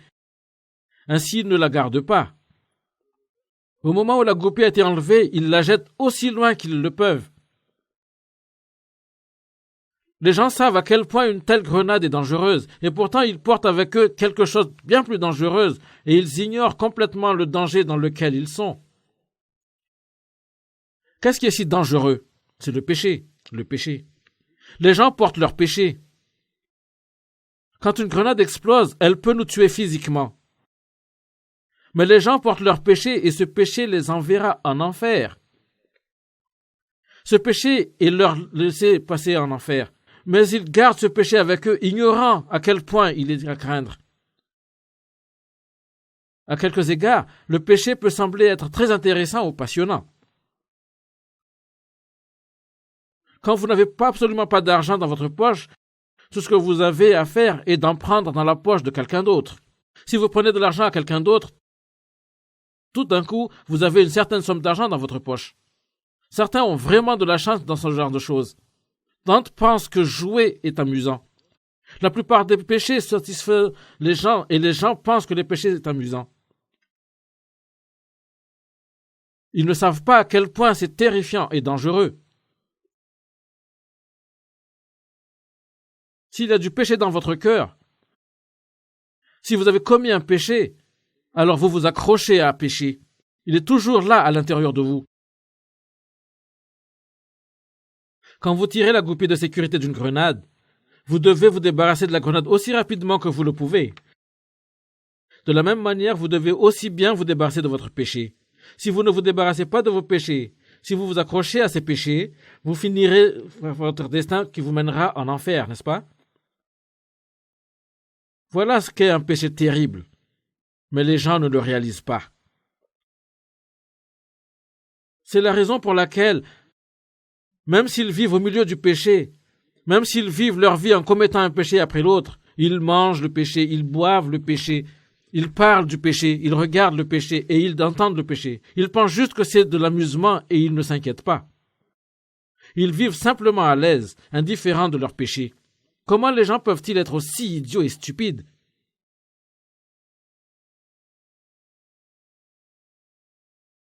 Ainsi, ici, Dieu a dit à Caïn, « Le péché est comme un animal couché à ta porte.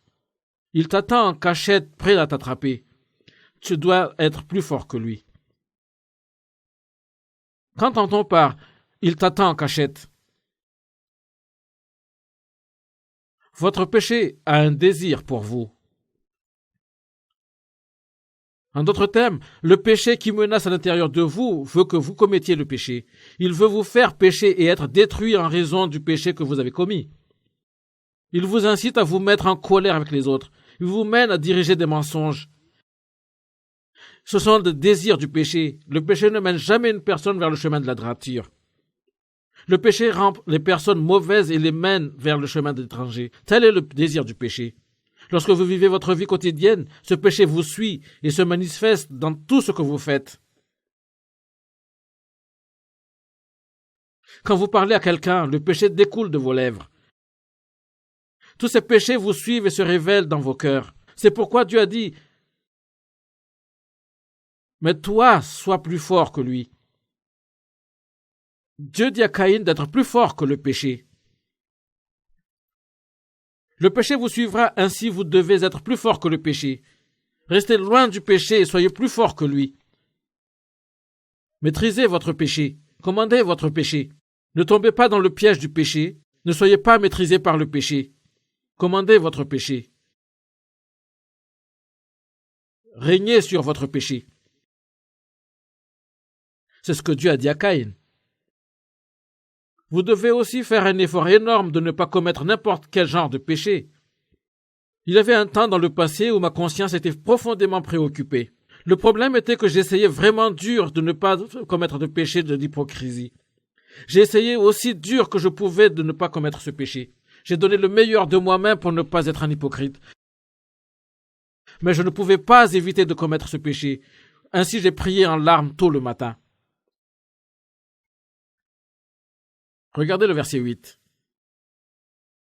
Caïn dit à son frère Abel, « Sortons. » Dehors dans le champ, Caïn se jette sur son frère Abel et il le tue. Cet homme du nom de Caïn ne pouvait pas être plus fort que son péché. Le péché de désir était dans Caïn et ce désir était sa haine envers son frère cadet. Caïn détestait son frère cadet.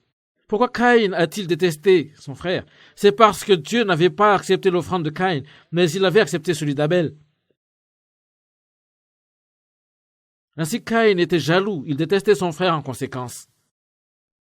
Ainsi le désir du péché pour Caïn était la haine pour son frère. Caïn a détesté son frère tellement qu'il ne pouvait plus tenir et a décidé de le tuer. Il ne pouvait pas être plus fort que son péché. Ainsi, il a commis le péché. Ensuite, il a entendu la voix de Dieu. Alors, le Seigneur dit à Caïn, « Où est ton frère ?» Oui, et ensuite, c'est pour ça qu'il a entendu la voix de Dieu qui dit, « Alors Dieu dit, où est ton frère Abel ?» Pensez-vous que Dieu a posé cette question parce qu'il n'a pas su la réponse? Caïn avait tué son frère cadet. Il avait versé le sang de son frère et cela avait coulé par terre. Il a probablement enterré le corps quelque part dans les champs. Dieu le savait déjà. Dans ce cas, pourquoi pensez-vous qu'il a demandé à Caïn, où est ton frère Abel? Il l'a demandé parce qu'il a voulu que Caïn se repente.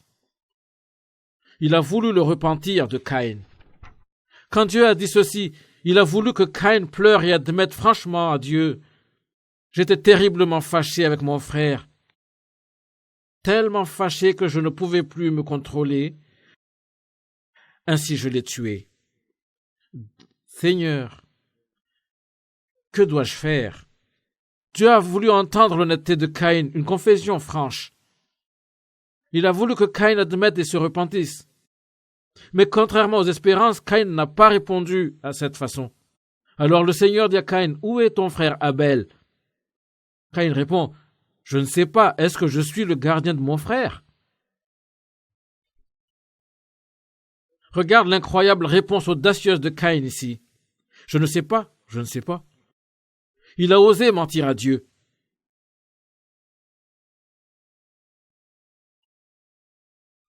Il aurait dû être honnête envers Dieu, mais il ne pouvait pas. Et ainsi, il a menti.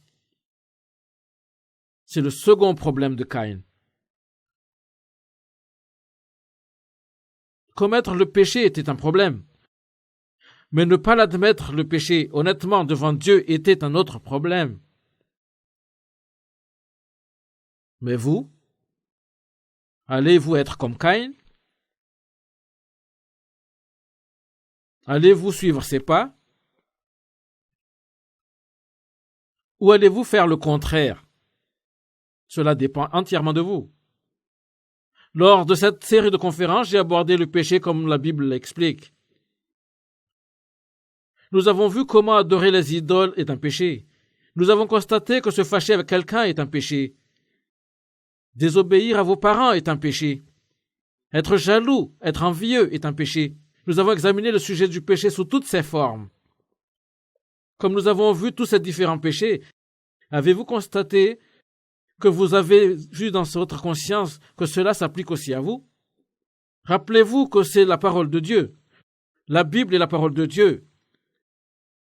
Et la Bible dit que tous ces péchés, sentiments et actions sont des péchés. Pourquoi sont-ils écrits ici? Ils sont écrits ici parce que par eux, Dieu vous demande dans votre conscience si vous n'avez jamais fait une telle de ces choses.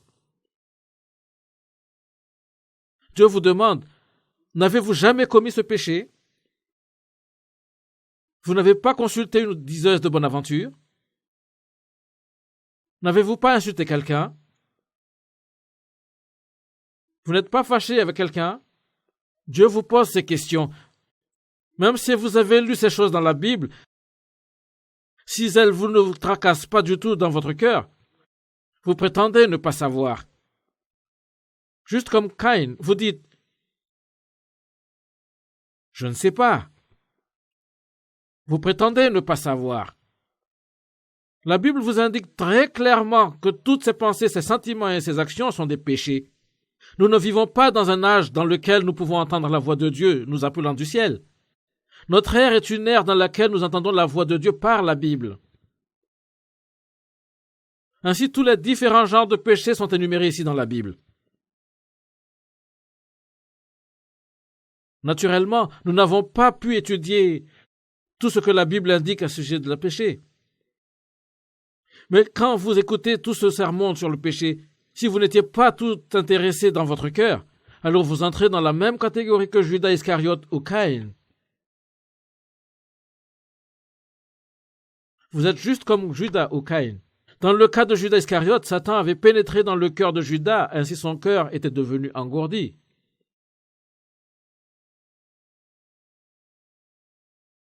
Il ne pouvait pas savoir son péché.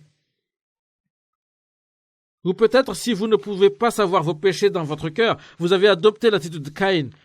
Et comme Caïn, vous dites en Dieu: je ne sais pas. C'est peut-être votre attitude. Probablement, le temps que vous avez vécu en ce monde, il y a ceux parmi vous qui ont commis des péchés que nul autre ne sait. Parmi ceux d'entre vous qui sont mariés, peut-être que vous avez commis un péché que votre épouse ou votre mari ne connaît même pas. Vous êtes seul à le savoir. Y a-t-il un péché secret que vous avez commis mais que vous ne connaissez pas? Un péché que vous n'avez même pas confessé à votre conjoint? Vous qui êtes des épouses, avez-vous commis un péché secret que vous-même, votre mari l'ignore? Je ne sais pas quel genre de péché cela pourrait être, mais il y a peut-être un péché dans votre cœur que personne d'autre ne connaît. Y a-t-il quelque chose que vous avez fait mais que personne d'autre ne connaît? Un péché que même votre mari et votre épouse l'ignorent?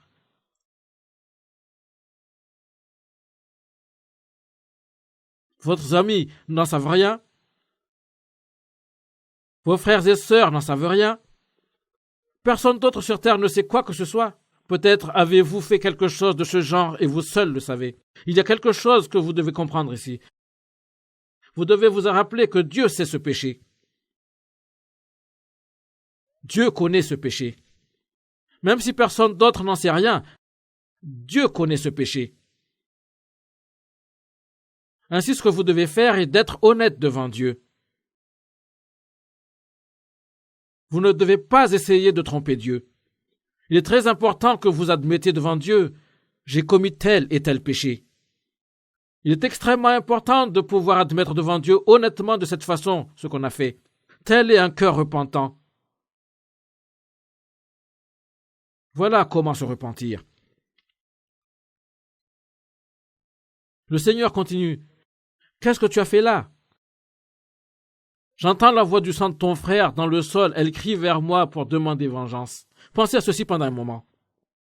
Les péchés que vous avez commis, même ces péchés que nul autre ne sait, tous ces péchés crient devant Dieu.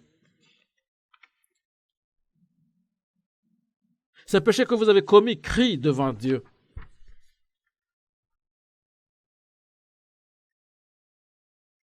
Ainsi, vous ne devez pas essayer de cacher ces péchés à Dieu. Vous devez pouvoir admettre tous ces péchés honnêtement devant Dieu, dans votre cœur et dans votre conscience. C'est extrêmement important. C'est seulement là que Dieu vous pardonnera.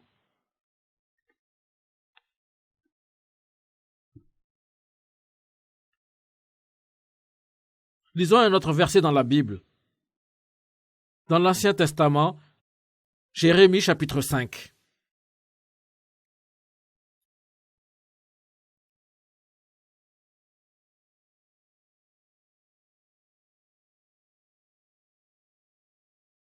Verset 25. Jérémie chapitre 5, verset 25. Jérémie chapitre 5, verset 25. Vos fautes ont dérangé tout cela. Vos péchés vous ont privé de ces bienfaits. Dieu veut nous donner de bonnes choses. Dieu veut nous donner de bonnes choses. Il veut nous bénir. Il veut nous donner l'Esprit Saint. Mais les péchés qui sont cachés dans votre cœur bloquent le chemin et vous empêchent de recevoir cet Esprit Saint. Ils bloquent le chemin et vous empêchent de recevoir l'Esprit Saint. Par conséquent, il est extrêmement important que vous admettiez ces péchés dans votre cœur devant Dieu.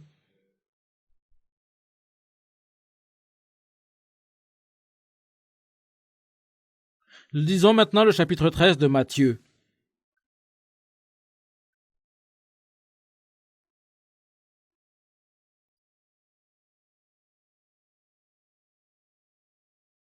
Matthieu chapitre 13.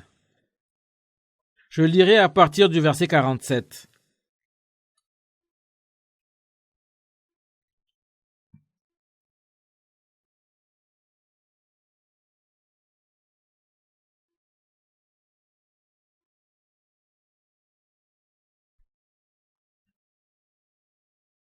Le royaume des cieux ressemble encore à ceci.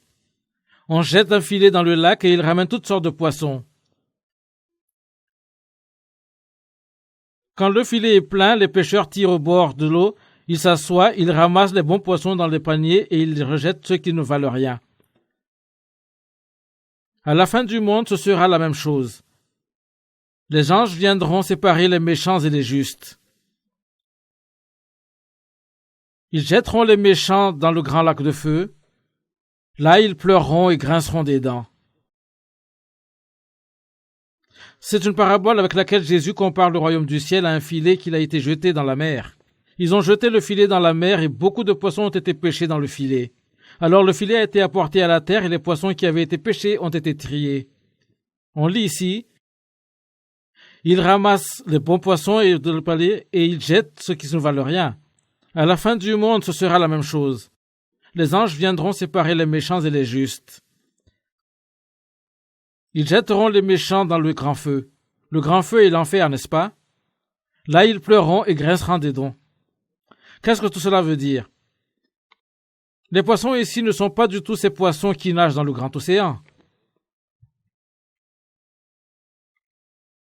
Ce sont les poissons qui ont été pêchés dans le filet. L'on se réfère ici aux poissons qu'on avait pêchés dans le filet.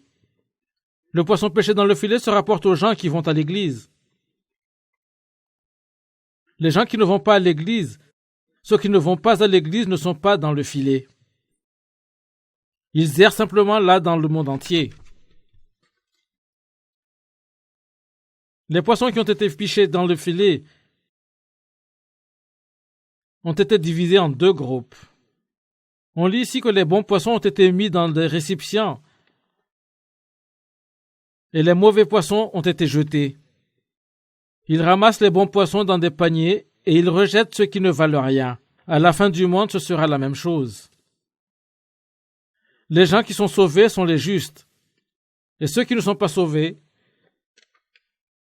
sont les mauvais. Même s'ils vont tous à l'église, il y a deux genres de personnes. Le mauvais sera séparé du juste. Il n'est pas indiqué que Dieu séparera le juste du mauvais. Mais parmi ceux qui vont à l'église, ceux qui n'ont pas reçu le pardon pour leurs péchés sont inclus parmi les mauvais. Ces personnes qui n'ont pas reçu le pardon pour leurs péchés seront séparées et jetées dans le four ardent. Le four ardent est l'enfer, n'est-ce pas? Peut-être parmi vous, des pratiquants ardents, vous allez à l'église régulièrement, mais vous n'avez pas tout résolu le problème du péché. Si vous n'avez pas reçu le pardon définitif pour vos péchés, alors vous êtes parmi les mauvais. Dans la Bible, les mauvais et les justes ne sont pas distingués selon leurs actions. Ce n'est pas un cas où ceux qui font beaucoup de bons actes sont considérés comme justes et ceux qui font beaucoup de mauvais actes sont considérés comme mauvais. Nous parlerons de ce sujet en détail plus tard. Et alors, je suis sûr que vous comprendrez comment Dieu a distingué le juste et le mauvais. Nous avons déjà discuté de l'incident concernant le fils d'Adam, Caïn. Caïn était parmi les mauvais et son plus jeune frère Abel était parmi les justes. Quiconque veut faire voir aux autres sa propre droiture et agit comme s'il a fait quelque chose de vraiment bien appartient aux mauvais.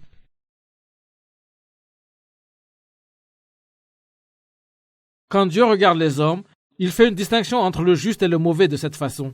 Regardons maintenant un autre verset dans la Bible. Galates, chapitre 5. Galates, chapitre 5. Galates, chapitre 5.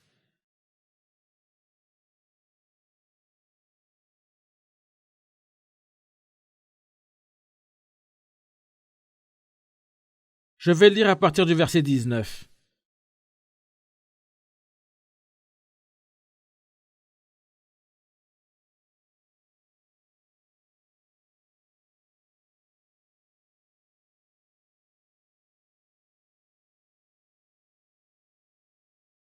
Ce que les désirs mauvais produisent, on le voit bien. Ils mènent une vie immorale et mauvaise.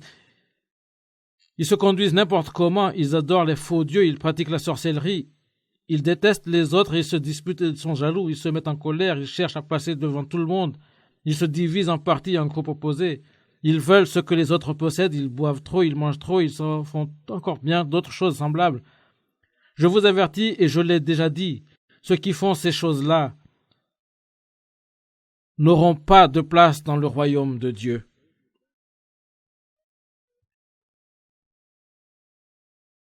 Ici, nous avons une liste de péchés qui empêchent une personne d'entrer dans le royaume de Dieu. Nous avons déjà beaucoup discuté ces derniers, mais parlons de ces péchés une fois de plus. On lit « Ils mènent une vie immorale et mauvaise, non pas les travaux de l'esprit, saints, mais ceux de la chair. Ils mènent une vie immorale et mauvaise, ils se conduisent n'importe comment, ils adorent les faux dieux. Si vous participez à n'importe quel genre d'activité sexuelle, excepté l'activité sexuelle normale entre le mari et l'épouse, Vous avez commis de l'adultère. Fornication, vie immorale. Ils sont semblables. Idolâtrie. J'ai déjà expliqué en détail ce qu'est l'idolâtrie. Ce n'est nullement un problème de se courber devant une autre personne en vie. Mais si vous vous êtes déjà courbé devant n'importe quel objet inanimé, un tombeau ou un caveau, si vous vous inclinez devant quelque chose qui n'a aucune vie en elle, vous avez commis le péché de l'idolâtrie. Se courber devant quelque chose qui n'est pas vivant, c'est le péché de l'idolâtrie. Idolâtrie, sorcellerie. J'ai également parlé de ceci brièvement lors d'une autre conférence. La sorcellerie inclut n'importe quel genre de prédiction, de lecture de la main, consultation d'un médium, utilisation d'une table de Ouija ou de cartes de tarot. Toutes ces activités relèvent du titre de la sorcellerie. Si vous avez déjà consulté une diseuse de bonne aventure de quelque sorte, ou vous avez participé dans n'importe quelle activité occulte, vous avez commis un péché, et vous vous accrochez à ce péché sans faire quoi que ce soit, vous ne pourrez pas entrer dans le royaume de Dieu. Cela est clairement indiqué ici. Haine, dispute. Ceci se rapporte à des disputes entre les personnes. Il y a une chose importante à comprendre ici. Supposons que M et M. B se disputent entre eux, et plus tard ils s'accordent et deviennent des amis une fois de plus. Je suis désolé, j'avais tort. Ils se font des excuses l'un à l'autre de cette façon et redeviennent encore des amis. Cela veut-il dire que le problème de péché a été résolu? Non. C'est parce que le péché, tout péché, est réellement commis contre Dieu. Voici Dieu et voici deux personnes. Et ces deux personnes ont eu une dispute entre elles. Si elles avaient une dispute, où va le péché? Il va devant Dieu. Pourquoi cela? C'est parce que le péché est anarchique et la loi est violée. Ici est la loi de Dieu. Le péché est apporté devant Dieu parce que c'était Dieu qui a imposé la loi. Et c'est cette loi de Dieu qui a été violée. Par conséquent, quoique ces deux personnes aient pu avoir fait la paix avec l'un et l'autre et résolu le problème du péché entre eux, le péché demeure toujours non résolu devant Dieu. Le problème du péché doit être résolu devant Dieu. Si le problème d'un péché n'est pas résolu devant Dieu, il n'est pas réellement résolu. Beaucoup de gens ne savent pas qu'ils doivent résoudre le problème de leur péché devant Dieu. Ainsi, ils règnent simplement leurs problèmes entre eux. Supposons quelqu'un qui vole quelque chose, mais il se sent désolé et va de nouveau chez la personne qui l'a volé et rend ce qu'il a volé. Même s'il peut payer ce qu'il a volé, le péché lui-même demeure toujours devant Dieu. Le problème de ce péché n'a pas été résolu devant Dieu. Ainsi, si vous vous êtes disputé avec quelqu'un, même si vous pouvez résoudre le problème avec cette personne plus tard, le péché lui-même reste toujours devant Dieu et donc, il doit être résolu devant Dieu. Haine, dispute, jalousie, colère. Vous vous fâchez souvent, n'est-ce pas? Égoïsme, dissension, et après, hérésie. Hérésie. Quelles sont les hérésies? Certains disent que nous sommes des hérétiques. Peut-être qu'il ne nous revient pas de nous défendre, mais je peux assurer que nous ne sommes pas des hérétiques. Quelle est exactement l'hérésie? L'hérésie est le fait de ne pas croire exactement la Bible telle qu'elle est. L'hérésie est le fait de ne pas croire ce que la Bible indique. Si vous croyez quelque chose qui n'est pas dans la Bible, si vous croyez quelque chose qui est contraire à ce que la Bible indique, voilà l'hérésie. Après être sauvé, j'ai voulu vivre précisément selon la Bible, et puisque la Bible dit d'être baptisé, j'ai reçu le baptême.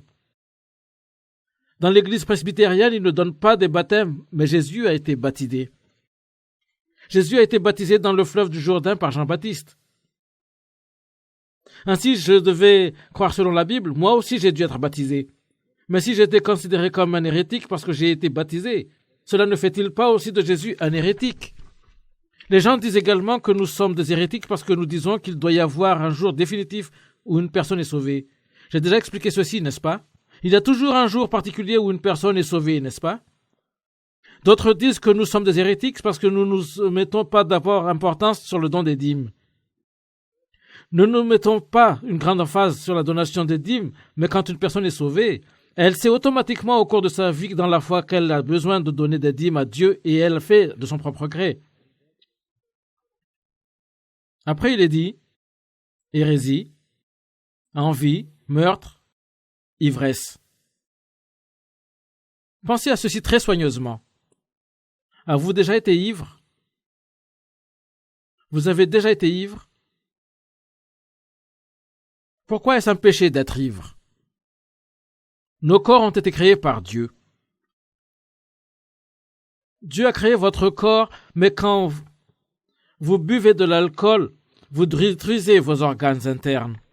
Vous détruisez l'ordre de la création de Dieu. Ce n'est pas un secret, l'effet que l'alcool a sur le foie, par exemple. Naturellement, il peut y avoir des périodes où vous avez vraiment soif et vous buvez un verre d'alcool pour soulager votre soif. Ce n'est pas un péché. Ce n'est pas un péché de boire juste un verre. Mais si vous devenez ivre, alors c'est un péché. Ainsi, si vous avez déjà été ivre et vous ne résolvez pas le problème de ce péché, alors vous ne pouvez pas aller au royaume de Dieu. Si vous avez déjà été ivre. Vie immorale. C'est quoi une vie immorale? Vin, femme et jeu.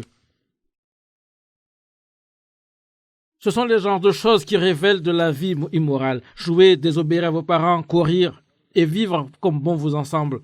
Ce sont les genres d'activités incluses dans la vie immorale. Il faut encore bien d'autres choses semblables.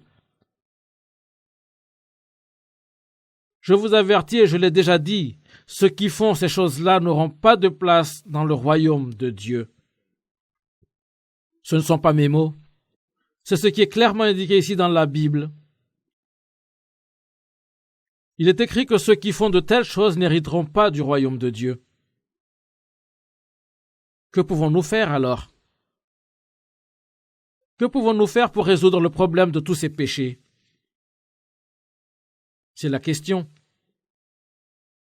Tous ces péchés doivent être totalement débarrassés. Ils doivent tous être complètement éliminés. Ils ne peuvent pas être laissés tels qu'ils sont. Allons dans l'Ancien Testament, Ésaïe chapitre 57.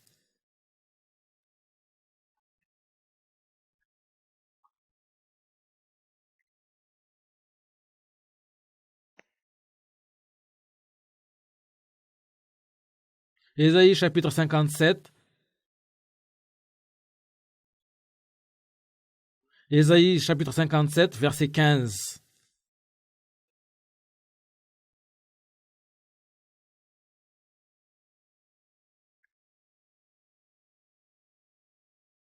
Voici ce que dit le Dieu saint, lui qui est au-dessus de tout et qui a une habitation pour toujours.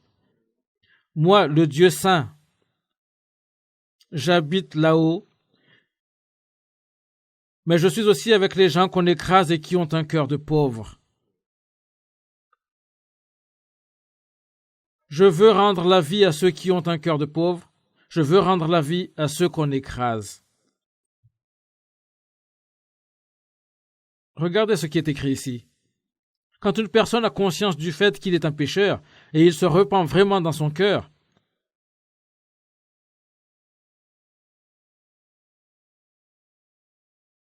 quand il admet dans son cœur, oui, je suis vraiment mauvais. J'ai commis tous ces genres de péchés devant Dieu. Il est écrit ici que Dieu a dit qu'il est avec ceux qui ont un cœur de pauvre et qui sont complètement humiliés devant lui. Et on lit, on lit qu'il rendra la vie à l'esprit de l'humble et rétablir le cœur du pauvre. Cela veut dire qu'il donnera une nouvelle vie à ces personnes. Si nous savons que nous sommes des grands pécheurs et nous nous demandons pourquoi ai-je commis tous ces péchés terribles, Si une personne se rend vraiment compte de ses péchés, s'il a vraiment un cœur de pauvre et humble, alors Dieu rétablira l'esprit d'une telle personne. Dieu ravivera l'esprit de l'intérieur d'une telle personne. Même si vous avez pu commettre beaucoup de péchés, si vous vous repentez vraiment, si vous avez vraiment un cœur repentant et humble, vous trouverez la réponse. Mais d'autre part, peut-être vous pensez, bien, je n'ai pas commis tant de péchés. Dans la Bible, on lit que là où le péché abondait, la grâce a abondé davantage. Il y a des gens qui ne commettent pas un grand nombre de péchés, au moins pas les péchés qui sont habituellement considérés en tant que tels. Il est très difficile qu'une personne soit sauvée. Savez-vous pourquoi? Puisqu'il est difficile pour une telle personne d'avoir un cœur de pauvre. Elle ne se repent pas de son cœur. Regardez maintenant le verset 20.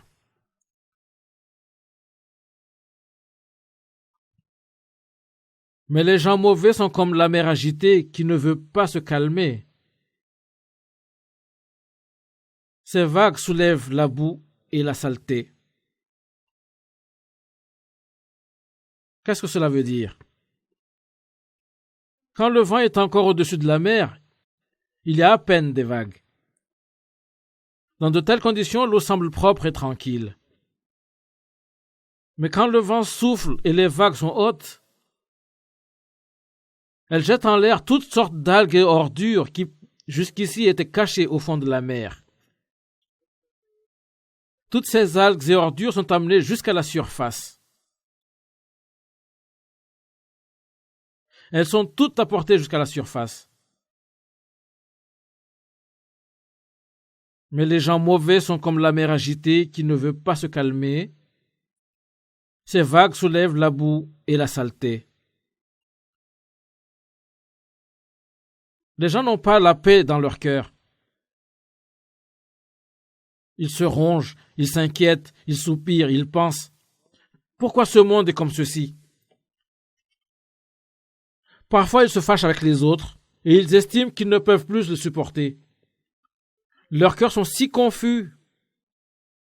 C'est quoi tout ça? C'est le mal. Ils n'ont pas la paix dans leur cœur. Ils n'ont aucune paix dans leur cœur. Tel est le cœur d'un pécheur.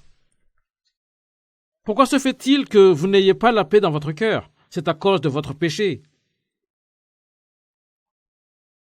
Verset 21. Mon Dieu a dit, il n'y a pas de paix pour les gens mauvais. Il n'y a aucune paix pour les mauvais. Il n'y a aucune paix pour les mauvais. Comment pouvons-nous traiter le problème de nos péchés? Le problème de nos péchés est le plus important sujet que nous devons traiter durant nos vies. Prenons maintenant quelques minutes pour nous arrêter et passons en revue ce que nous avons étudié jusqu'ici.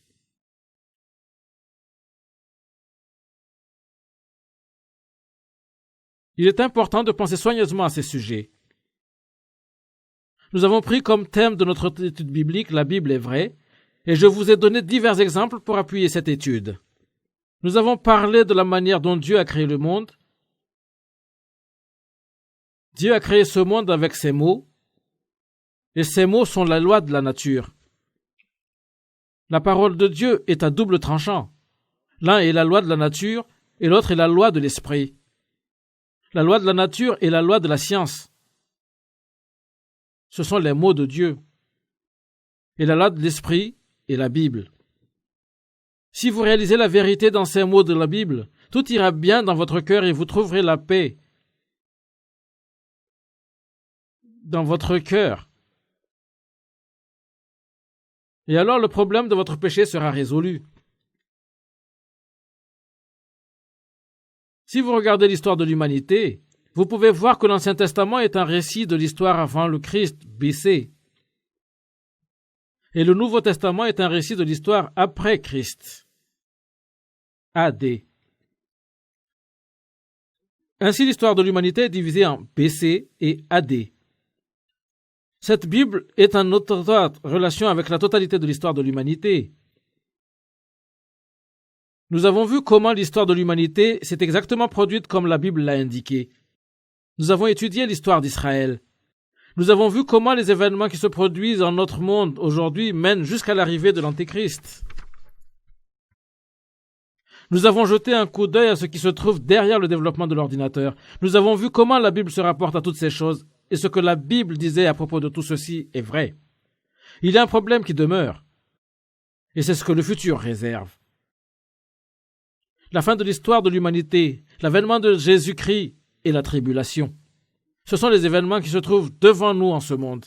Même si ces événements sont lieu dans l'avenir, nous pouvons déjà les voir préparation en ce monde, juste devant nos yeux. Ainsi, nous pouvons voir très clairement tout ce que c'est dit dans la Bible.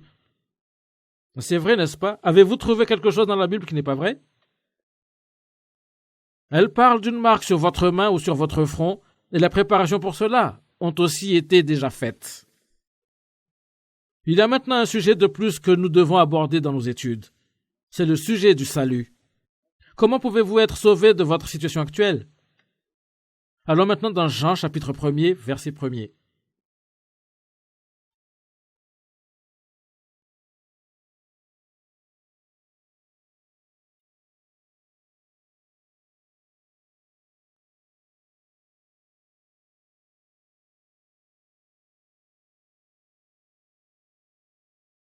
Jean chapitre 1er, verset 1er.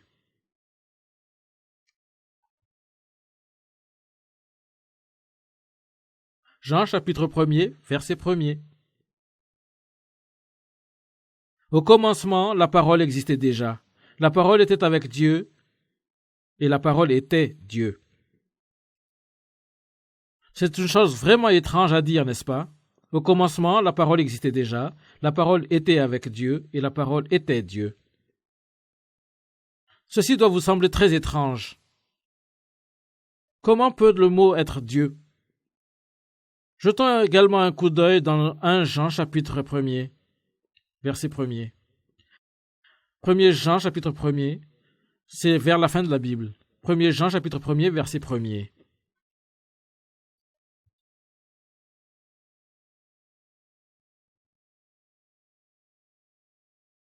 Verset 1er. Nous vous annonçons la parole qui donne la vie et qui existe depuis toujours. Nous l'avons entendue, nous l'avons vue de nos yeux, nous l'avons regardée avec attention, nous l'avons touchée de nos mains. Ce sont également des mots étranges. Nous vous annonçons la parole qui donne la vie et qui existe depuis toujours. Le mot de la vie existait depuis le commencement. Nous l'avons entendu.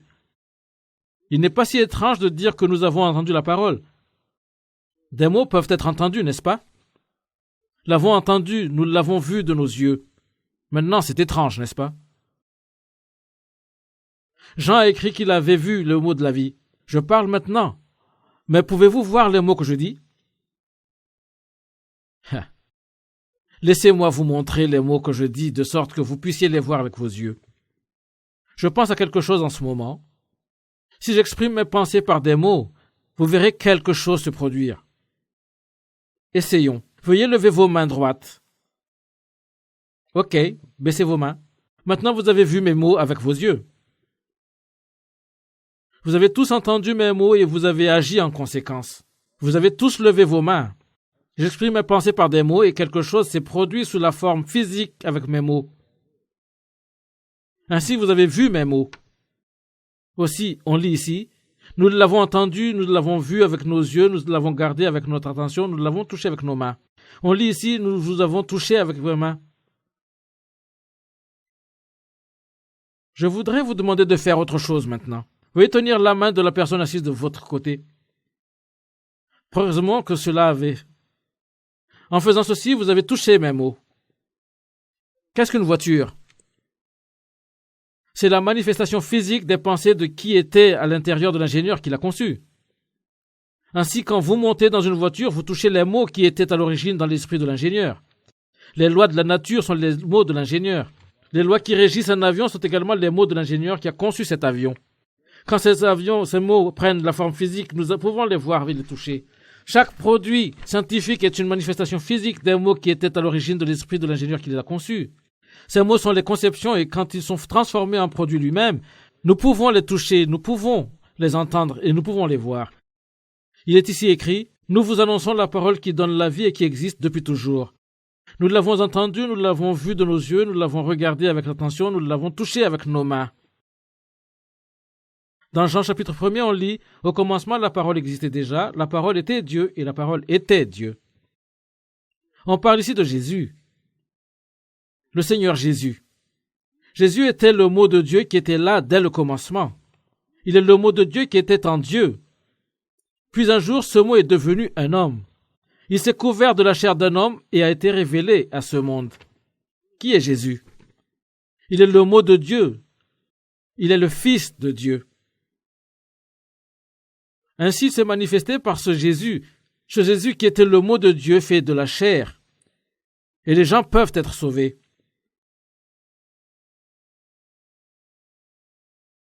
Ainsi, Jésus, qui était le mot de Dieu, est venu dans ce monde et par lui, le mot de Dieu a été révélé à l'homme. Comment la parole de Dieu a-t-elle été révélée à l'homme par lui? Toutes les choses que Jésus a faites, il l'a faites pour notre salut. Notre salut dépend de lui. Dieu est vraiment grand, n'est-ce pas? Regardez maintenant le verset 14. La parole est devenue un homme et il a habité parmi nous. Nous avons vu sa gloire, cette gloire, il la reçoit du Père. C'est la gloire du Fils unique plein d'amour et de vérité. Ainsi le mot est venu en ce monde en chair. Jésus était le mot de Dieu qui était venu en ce monde dans la chair.